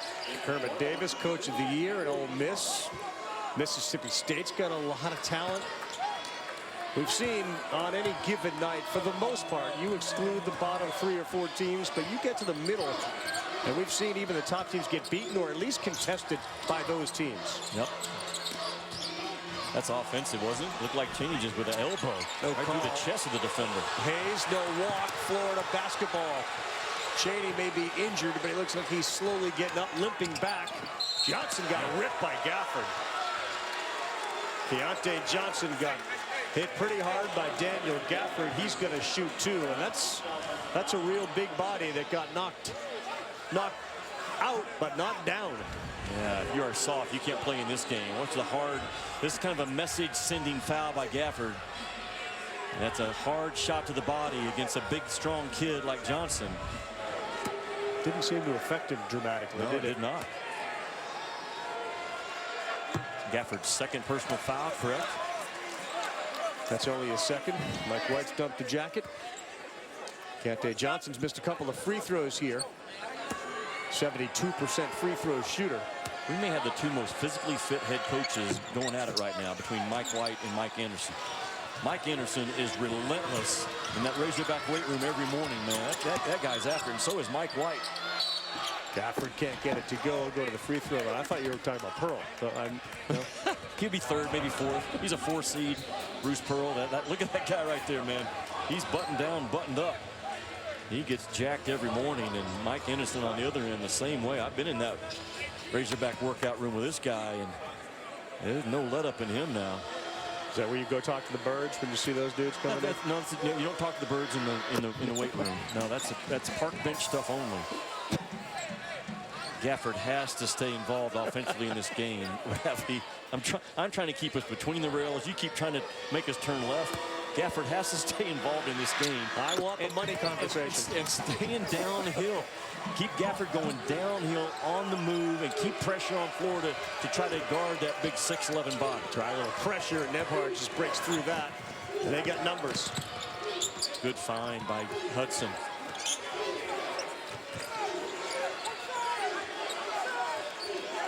Apollo makes his first appearance in the game for the Gators.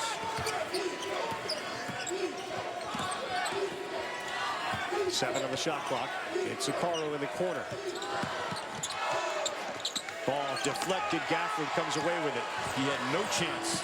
No chance trying to make a play out of the corner, going right at Daniel Gafford. Gonna see if they can free up Isaiah Joe a little bit too. That pass too long for Gafford. You got to see that help defender sitting behind Gafford, don't you? As a passer? The answer is yes. I answer my own question. Yes, you have to see it. Flip the ball screen by Hayes, and you get the switch, and Nembhard picks his dribble up. Got it over Cheney. Tough shot for Kavarius Hayes. Yeah, you know what? I actually like the decision by Nembhard because he wasn't going to go for the drive. That switch was all to get Kavarius Hayes switched off on a guard. Well done by Nembhard. His size as a passer is so valuable, Ratty. Momentum to the Gators right now. Left-hander no good. Gafford has it, brings it down. Reverse no good. And he's on the ground. He may be hurt. Gafford is down.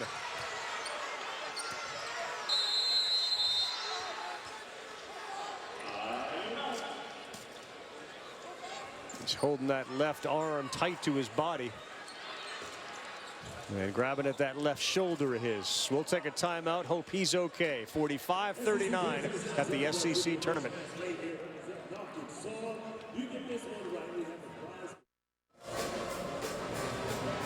What a night for Jordan Geis last night. 30 points, Missouri a winner. So as a result, they get a chance to now play Auburn today. Cuonzo Martin's team's been injured all year long. That game comes up next year on the SEC Network. And then Mississippi State, A&M at 9, Ole Miss, Alabama at 7. So Daniel Gafford has made his way to the huddle, walked off on his own, missed that reverse, and then he and Cheney got caught up with each other. As he came down, you see he lands squarely on that left arm of his. Watch that shoulder get impacted. Laura reports that the trainer has kind of given the thumbs up. 15 points on 6 of 9 shooting with 6 rebounds for Gafford. The Arkansas needs this kid. I mean, they're down 6, and he has had a productive game so far in 22 minutes.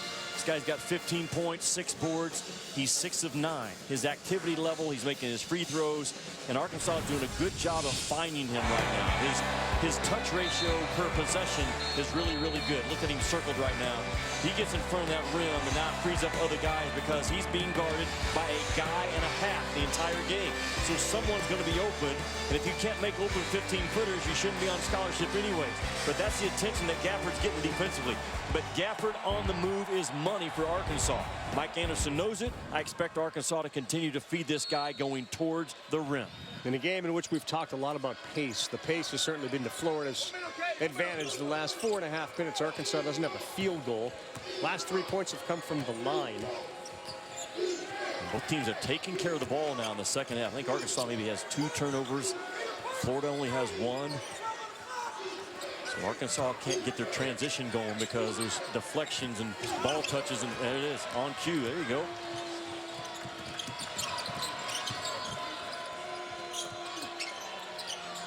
Gafford's back, got away with one. He hit Kavarius Hayes in the mouth as he's trying to clear some space for himself. Well, Florida's so good defensively. They get in that stance-off ball. They keep their eyes on the ball.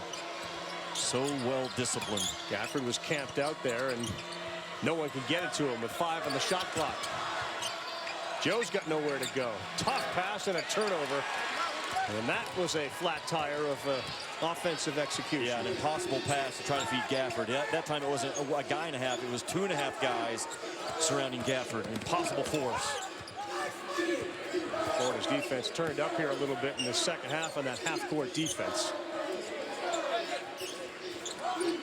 Hayes being fronted by Joe. He's got a significant size advantage on him. Deontay Johnson forces it up, and wow, that's twice in a game. That rarely, if ever, happens. I mean, once is something you write about. Twice, I think we got a breaking new news. Lead on SportsCenter. You need to check the gap between the backboard and the rim. Maybe it's too big. That's next year. We've already done the how big is the basket. Now we should do how wide is the gap. How wide is that up there? Between the flange and the glass. Good word. Next flange. level stuff. Yes. Next level stuff. They're backing off of Osabuono this entire game to try to muddy up Gafford, and it's worked. All their offensive possessions, Jimmy, are starting with about 7. And look at how far away from the hoop they are. At least we still haven't started, and we're at 4. Jones, oh, he got it to go. Looked for a foul, but didn't get one. Arkansas, their guards are magical at making hard guarded shots with the shot clock winding down. Brother of Matt Jones, who played at Duke. Mason buries that. A huge shot because Florida did everything dialed in defensively. Kid just jumps up and makes one. 3-point game. Hudson jumps up, doesn't make one. Working on the offensive glass and then getting hammered is Kavarius Hayes. We'll call that on Jones or Gafford. They're going to call that on Jones. That's his 3rd.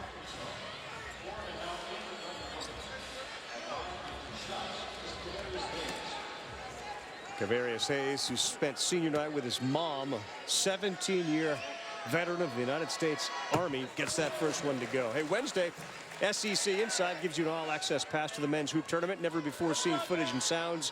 Starts Wednesday at 9 Eastern, 8 Central, right here on the SEC Network and the ESPN app. Army Captain Kavarius Hayes, a 17-year veteran of the U.S. Army.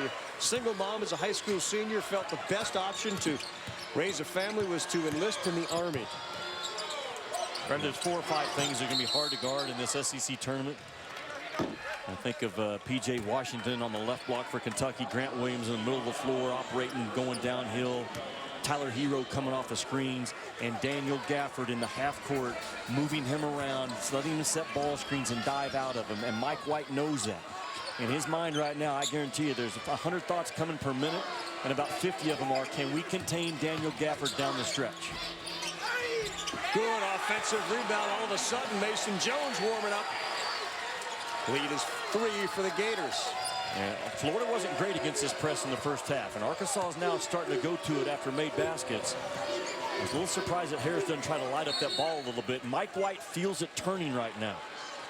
I like the timeout by Mike White to settle his guys down, feeling that intensity for Arkansas coming. Footwork, so crucial. You do not want to do that. You don't want to be a forward jumping, twist your body, 3-point shooter. But sometimes with the shot clock winding down, you do what you have to do. Kicking your leg out, throwing it up, explaining to the official I got fouled, play on, tight game. Let's look at who's taking the next step, brought to you by Regions Bank. Well, Florida's guard play has been really good. They're taking good, clean looks in this game. They haven't taken a lot of hard, bad shots, guarded shots. When they've moved the ball well and they've cut down on their turnovers, it's been a good offensive series for Florida. They finally got a couple of baseline out of bounds under looks that they count on every game. And when this Florida team is scoring, you know defensively they're going to be in games. I love the timeout that Mike White just had. He's out on top of not letting Arkansas continuing to build the momentum. We'll see what happens coming out of it. There are the Auburn Tigers getting loose in the tunnel. They'll be on the floor next against Missouri. You mentioned some of the position players hard to guard. How about the backcourt for Auburn? Both of them, Harper, Brown, hard to guard. Yes, Jared Harper in a ball screen. Bryce Brown can snap it off as quickly as anyone. Saw where Virginia won today by 20 against NC State. That should eliminate NC State from the at-large consideration. And Virginia right now is the best team in college ball. They may not win it, but they're the best team in college ball.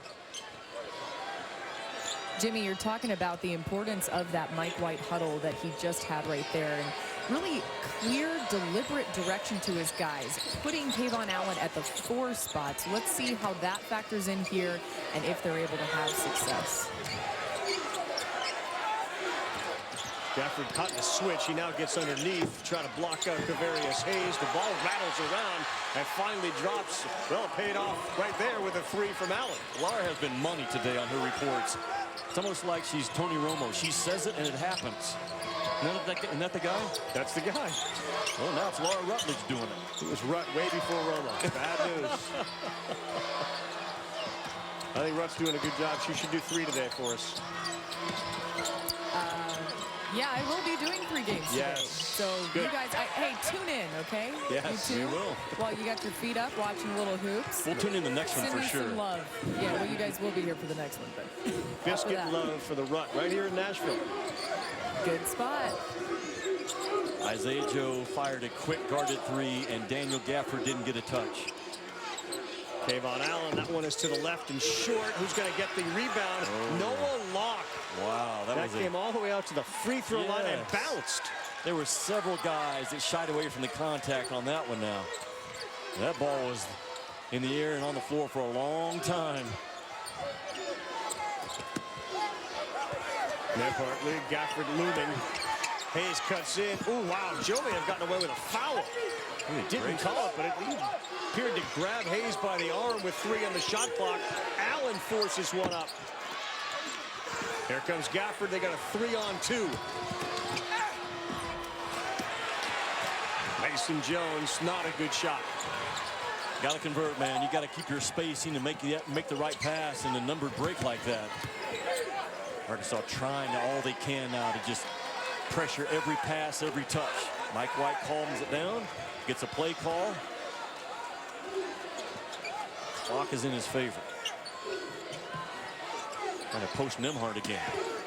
Go before the double team comes. No good from Allen. Gafford went up with one hand, and possession arrow favors Florida. Boy, it's getting a little physical here. And that could have been a pop shoulder the way that Gafford came down on it.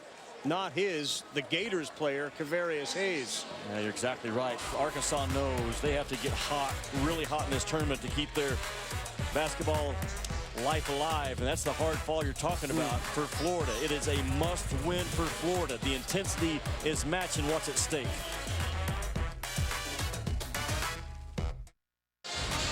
Welcome back. The top 4 seeds get the double bye, so they have been here in Nashville, but won't play until Friday. Number 1 LSU, the SEC regular season champ. Kentucky pulls in number 2, and right now they're the projected 1 seed by Joe Lunardi out of this conference. There are the Volunteers chomping at the bit to get another shot at the Wildcats. And number 4, Frank Martin, South Carolina Gamecocks with Chris Silva and company. They'll all be in action beginning on Friday at 1 o'clock Eastern time. We'll have the LSU Tigers taking on the winner of this one.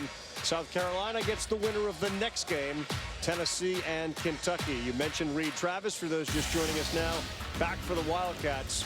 I heard last night it was Frank Martin who did the telecasts, and he was asked by the crew who the player will be if Tennessee wins. And I thought, given I know you feel about Bone, when he said Jordan, I thought he was going to say Bone. He said Bowden. Yeah, he sat right here beside me. I thought it gave us great insight.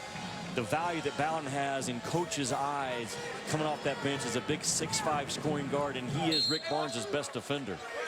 And now Florida back in a baseline out of bounds under situation. You better stay dialed in. Uh-oh, that's trouble. It would be, but today Keontae Johnson's like the great defensive back. He catches everything. Yeah, he intercepts everything, rebounds everything. Yeah, read that ball in the air very well. I feel like Arkansas needs a turnover and a run out and get their press set. Good move by Johnson to the rack, and he lays it in. He's been the star today, Keontae Johnson. He's been the toughest dude on the floor. He has not shied away from contact. He's been looking for it. Loose ball situations or driving it to the rim. Danger time for Arkansas. They're down 8. They're down 8, and they're going to go to the free throw line. Shooting 2. Boy, Keontae Johnson clearing space for himself. Yeah, and watch it's a power drive with a little bit of finesse right there at the end. And Arkansas just bails out of the way. And you're at a point in your season right now where you're fighting for your life. And the red jersey should be running to the ball. The ball attacked our defense. Our defense has to attack the ball. It didn't happen. And now Florida extended the lead because of it.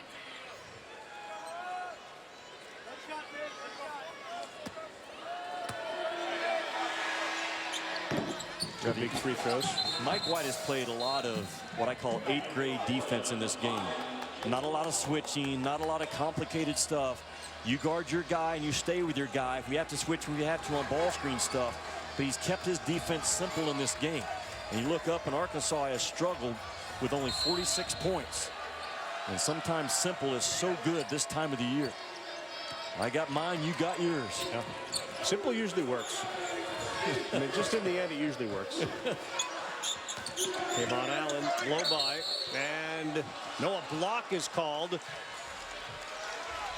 Both referees had their hands up. One made the block call. I wonder what the other official was going to call, because it could have been a charge. It could have, but I think that defender was inside the arc. I'm not sure. Yeah, that left toe, the left heel, it's in, on, or above the arc, and Osabuohien tried to get there, but Kayvon Allen, once you get by your first defender, you teach your guys, if you see that second defender, go right at him. If he's inside the arc, go right at him, and Kayvon with a nice job. You know, we showed you the bracket. LSU gets the winner of this game. Either way, that's been an uncomfortable game for LSU. Both Florida and Arkansas. Yes, Arkansas went and won at Baton Rouge, and Florida did the same thing, right? Yeah, and they had that overtime. They could have beaten them there in Florida. That will be must-watch TV when LSU steps on this court tomorrow. Osabuohien just fired it up there. Gafford went for it, didn't get it. Sills, we're going to get a call out top on Jalen Hudson.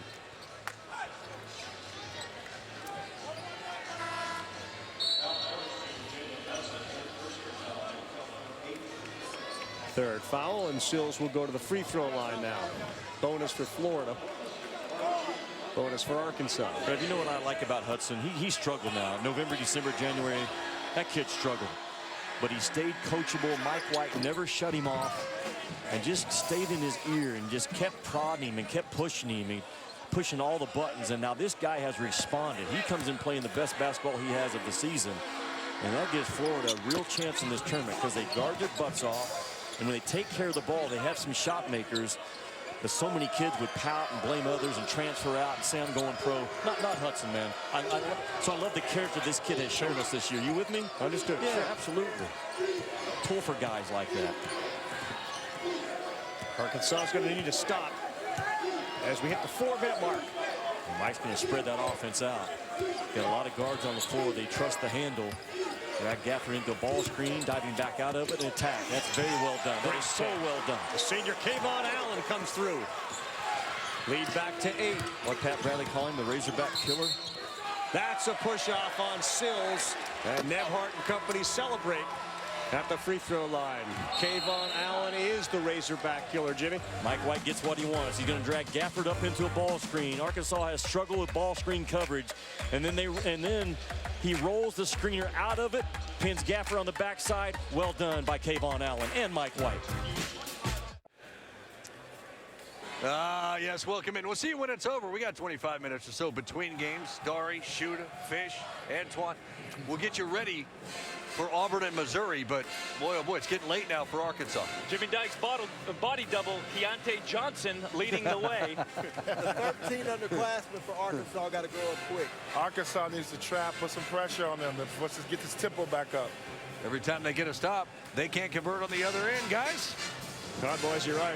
Body double. That's what Jimmy said to the Birds. I want to look like that guy. I want to play like that guy just one time. Just walk around like that guy one time, or play like Kayvon Allen, like he's done throughout his entire career against his hometown, home state Arkansas team. This guy's been money today. He's been really good, not just making shots that we're seeing here. I think his voice has been good. His defense has been good. He's stuck with his guy. And you had that combo of he and Keontae Johnson, who's been the best guy on this floor today. And that's why Florida has the lead. You talked about it, Jimmy. He seems to just get up for Arkansas. His career record against the Razorbacks, 6-1, and you would imagine it has a lot to do with being a hometown Little Rock kid. That's a big part of it. He also said, too, that sometimes with the way that Arkansas will press, it bothers you at first, but then you can get used to it, and you can create off of it. He actually enjoys playing against it for that reason most of the time, but knew, too, that a lot would be on him today. He took that responsibility going in. He'd been talking about it yesterday, having the players only meeting last night. He knew that he would need to step up in a big way, as well as some of his teammates, in order to see if they could get this win. That don't sit well with Razorback Nation, the idea that you can get used to a press that they're putting on for a team that celebrated a championship back in '94 with the whole 40 minutes of hell stuff that nobody got used to. How good is Keontae Johnson in this game? MVP. Yep. A freshman with a career high 17 points and getting on the boards, making strong, tough plays. You can feel the sails have no wind in them right now for Arkansas at all. They do not. The energy has gone out of the red uniforms. Mike White just backing this thing out. He continues to cross his guys and come with a sprint out ball screen, and he's gotten everything he wants off of it. Good fill behind by Johnson, and you got to post up and go to work with Hayes. Nembhard. Oh, that is a dagger. 13 points with 2:30 to go. That's as good of a possession as you can have, because not only did you use clock, you moved the ball, you didn't risk turnovers. Mike White kept it in the handler's position up top, and then Hayes did not fall to the pressure. He kept his composure and found that backside bomb. Watch the sprint out ball screen. They flip it. Hayes is going to dive out of it. Nembhard fills up top. The post up inside. Hayes doesn't have anything. Backside bomb is waiting to happen. Bam, there it is. Backside, let it go. The bomb for 3. It's amazing, too. That's his first field goal. Look at his feet for Nembhard. It's just pretty much straight up, straight down. I love the 3 rotations. We can go back and talk about that as well. That kid's a player, man. Ravi, you love that. I know Kentucky's got a terrific freshman class. Some of those guys might leave, but these guys aren't going to leave. Like, this is a foundation, right, for Mike White to build on. No question about it. The freshmen are great here. Nembhard's got 7 assists in this game. That's his first field goal in this game. And you look at Nembhard and Johnson, you get Locke back healthy again. Yeah. It's go time now for Arkansas. It's post up Gafford. It's put Joe on the same side, or let Joe backstream for Gafford. But it is now go time.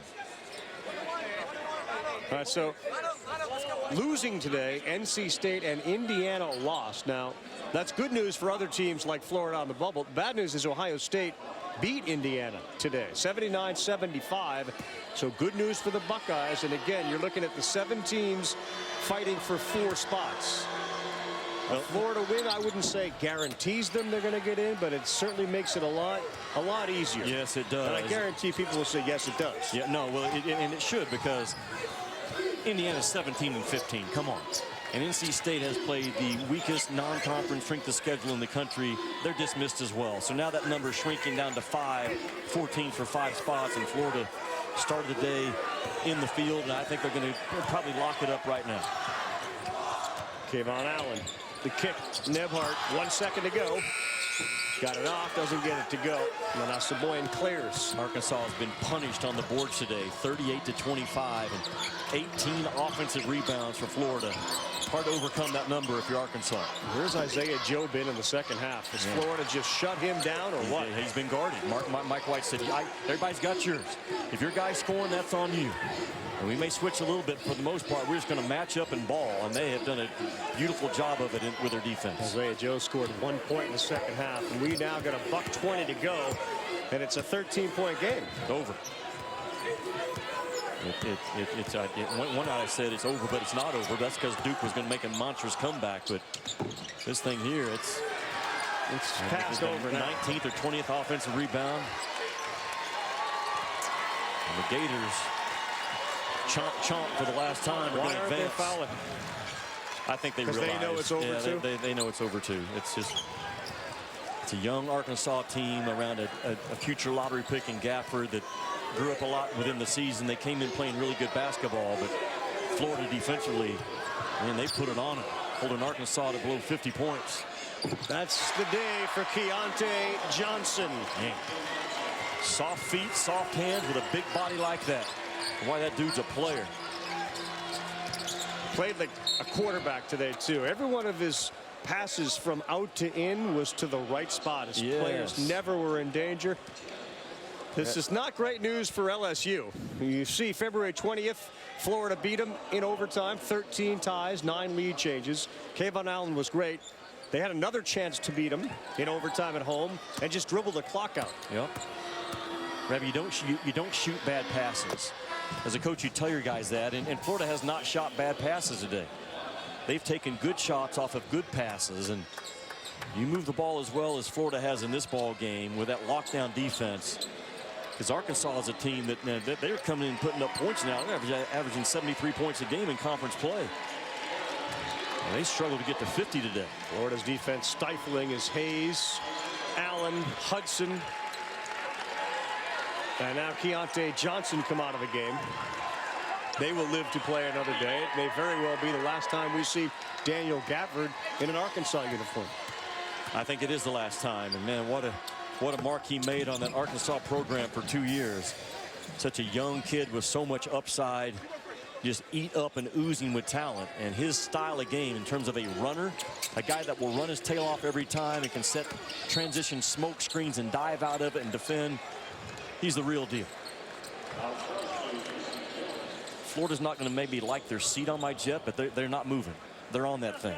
They may be in a middle seat towards the back of the plane with not a lot of shoulder room. What do you mean? You're not moving them up now? No, I'm saying they're not going to have a great seat, but they're on the jet. They're there, Florida. Yeah, they're moving up. They've got a better seat than they had this morning, don't they? A little bit, but they're still sandwiched. They're still not on an aisle. They paid for an upgrade. they need an emergency exit row. They've just moved further up from the blue water is all they've done, but they still, another win tomorrow, they'll be on the exit seat aisle. All right. You good with me on that? I'm a little more comfortable with it. The idea that they were just going to sit in the same seat and have the same stale chips and crackers didn't make sense after this. At the end of the day, you do have to realize it's my jet. And I have the final casting vote. I like your input. It has factored how I've kind of moved people around. You and Laura both are in my ear. You're the pilot. You slam the door. Yeah, when that door shuts, man. Yeah, sometimes you guys test my discipline on the road when I'm with you, by the way. I heard that last night. That's garbage. Bread. No, donuts and bread. I'm going to go and order water at Dunkin' Donuts. Like no one ever has said that, but Jimmy does. Well done, Florida. Well done. 66-50 the final score. Keontae Johnson goes for a double-double with 20 and 12 rebounds. Arkansas's season, as far as NCAA tournament bids, comes to a close as they wrap up 17 and 15 overall.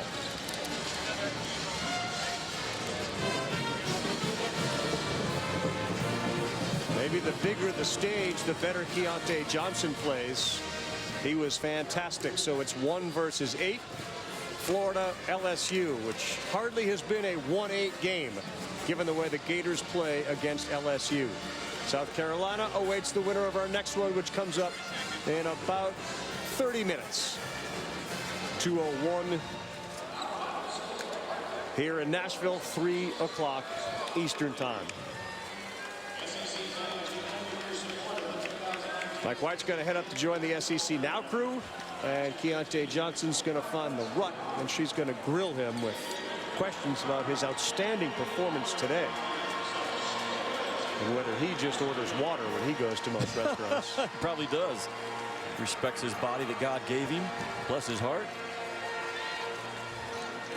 Kayvon Allen, Arkansas killer for sure. Once again, the native of Little Rock, Arkansas, delivers a big game. But it's not Allen, it's Johnson with Laura. All right, thanks so much. And Keontae, what is it about big stages that brings out your best and your most tough?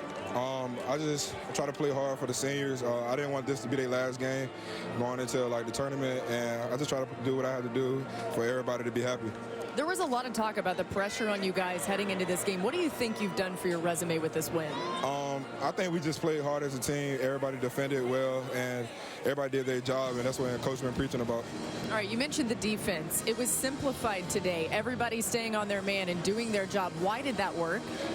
We was real locked in on the scouting report, and everybody on the team just wanted to win, so they just didn't want this to be the last game. You guys take on LSU next. You obviously have had experience with them this season. Some of it's gone your way. What are your thoughts heading into that one? We just play the same, just do our jobs, and I feel like we should be good no matter what. All right, thanks so much. Thank you. Mike White giving a big chest bump to Kayvon Allen. That's what happens when you do so well against Arkansas consistently. Now to Dari Nowkhah and the guys up on the SEC Now set. Yeah. We're good. All right, thank you very much. So Florida moves on to face the 1-seed LSU, a team against whom they went to overtime twice recently in the regular season. 1-1 in Baton Rouge, fell short at home in Gainesville. As we have with us our normal crew and add to it Mike White, the Gators head coach now. My goodness, we're watching him coach. We're watching him play. We're watching him play. I didn't know Keontae Johnson had this in him. Did you know he had this in him? What a performance. He's had a few practices like that. He's come a long way, man. I mean, this guy was barely playing early. the first month of practice before games even start, he's probably wondering, we're probably wondering, is he a redshirt candidate? How much will he actually earn? And we had some adversity. We had another guy at his position leave at Christmas, Keystone with the torn ACL. Unfortunately, Keontae's gotten more opportunity. He's just taking advantage. That's it. Coach, Andrew Nembhard, your freshman, 8 assists, 1 turnover against an Arkansas team you know is going to bring the heat. Yes. Seen him, so impressive. What about him that has separated himself now as one of the best freshmen in the country? Consistency, maturity, basketball IQ. He's got a grown man approach to the game, whether he's making shots, missing shots. Had a couple near finishes in the first half. He could have lost some poise. He could have pouted. Whether he's in foul trouble or not, he does what he does. He leads us. He's an unbelievable communicator, getting guys in spots. He's a quarterback out there. That stuff doesn't show up in the stat sheet. Hadn't had a bad practice all year. He's the epitome of consistency. He's always going to defend and positionally rebound, and he actually hit a big shot for us late in the game. Coach White, your defense has been the epitome of consistency. And candidly, some part during this game, you said something to your team as far as the tempo went. It got out to going fast earlier. Yeah. What did you tell your team to basically tell them to pump the brakes and play Florida type of basketball? Well, Laura alluded to it at half. Just chill. We've got to settle in offensively. And this team has struggled with it all year. Naturally, when we've gone through dry spells offensively, we're all feeling it. And we got to stay the course and maintain our defensive principles, accountability, and offensively just keep plugging. Whether they're going in or not, eventually we've got to have the faith that we'll score enough. Coach, it's 2 things I think that stood out while you guys won the game. I thought your offensive rebounding was incredible, especially in the beginning of the game when you guys couldn't really score. And then also the locking them up on the three-point line. We know how good of a three-point shooting team they were. Yeah, absolutely. Huge points of emphasis for us. They've got 4 good shooters. One didn't play today. I don't know what the situation is there. But they played 3 other good shooters, 2 elite shooters, and Isaiah Joe and Mason Jones, 2 terrific young shooters with size, and they can also score it other than catching and shooting. And then our offensive rebounding has gotten better throughout the year. Some of that is Keontae Johnson, as we talked about earlier. And then Kavarius Hayes is playing his best basketball in the bottom of the 9th of his senior year. Very, very proud of his effort. There's no way he could play it any harder out there. He is a tough kid. Love coaching him. And he got 7 rebounds. Arkansas missed 29 shots. You only gave him 9 offensive rebounds. I know that you were worried before the game, naturally, about Daniel Gafford and what he would be able to do, but you limited that. What was the message to your team about keeping them off their missed shots? Sure, we've got to hit. You know, we got to find bodies. We've got to be accountable, obviously, defensively on that glass with their length and speed and with their passing game or motion, if you will. They do such a good job of a ton of ball movement, and they have different guys in different spots at different times. And so your defensive rebounding responsibilities versus these guys is really tested because sometimes, heck, you'll have Harrison there rebounding, or you'll have Sills in there offensively rebounding. So, and then obviously with big fella Gafford, he's one of the best bigs in the country, and our bigs couldn't have done it on their own. You got to do it with 5 guys. That's what he demands. Something you can take back to your team. Twice this year, Arkansas has been held under 55 against Florida and against Florida. Take that back to Washington. We'll take it. They're very good. Congratulations. Thanks so much. Best of luck against LSU on Friday as we continue along here. So next up.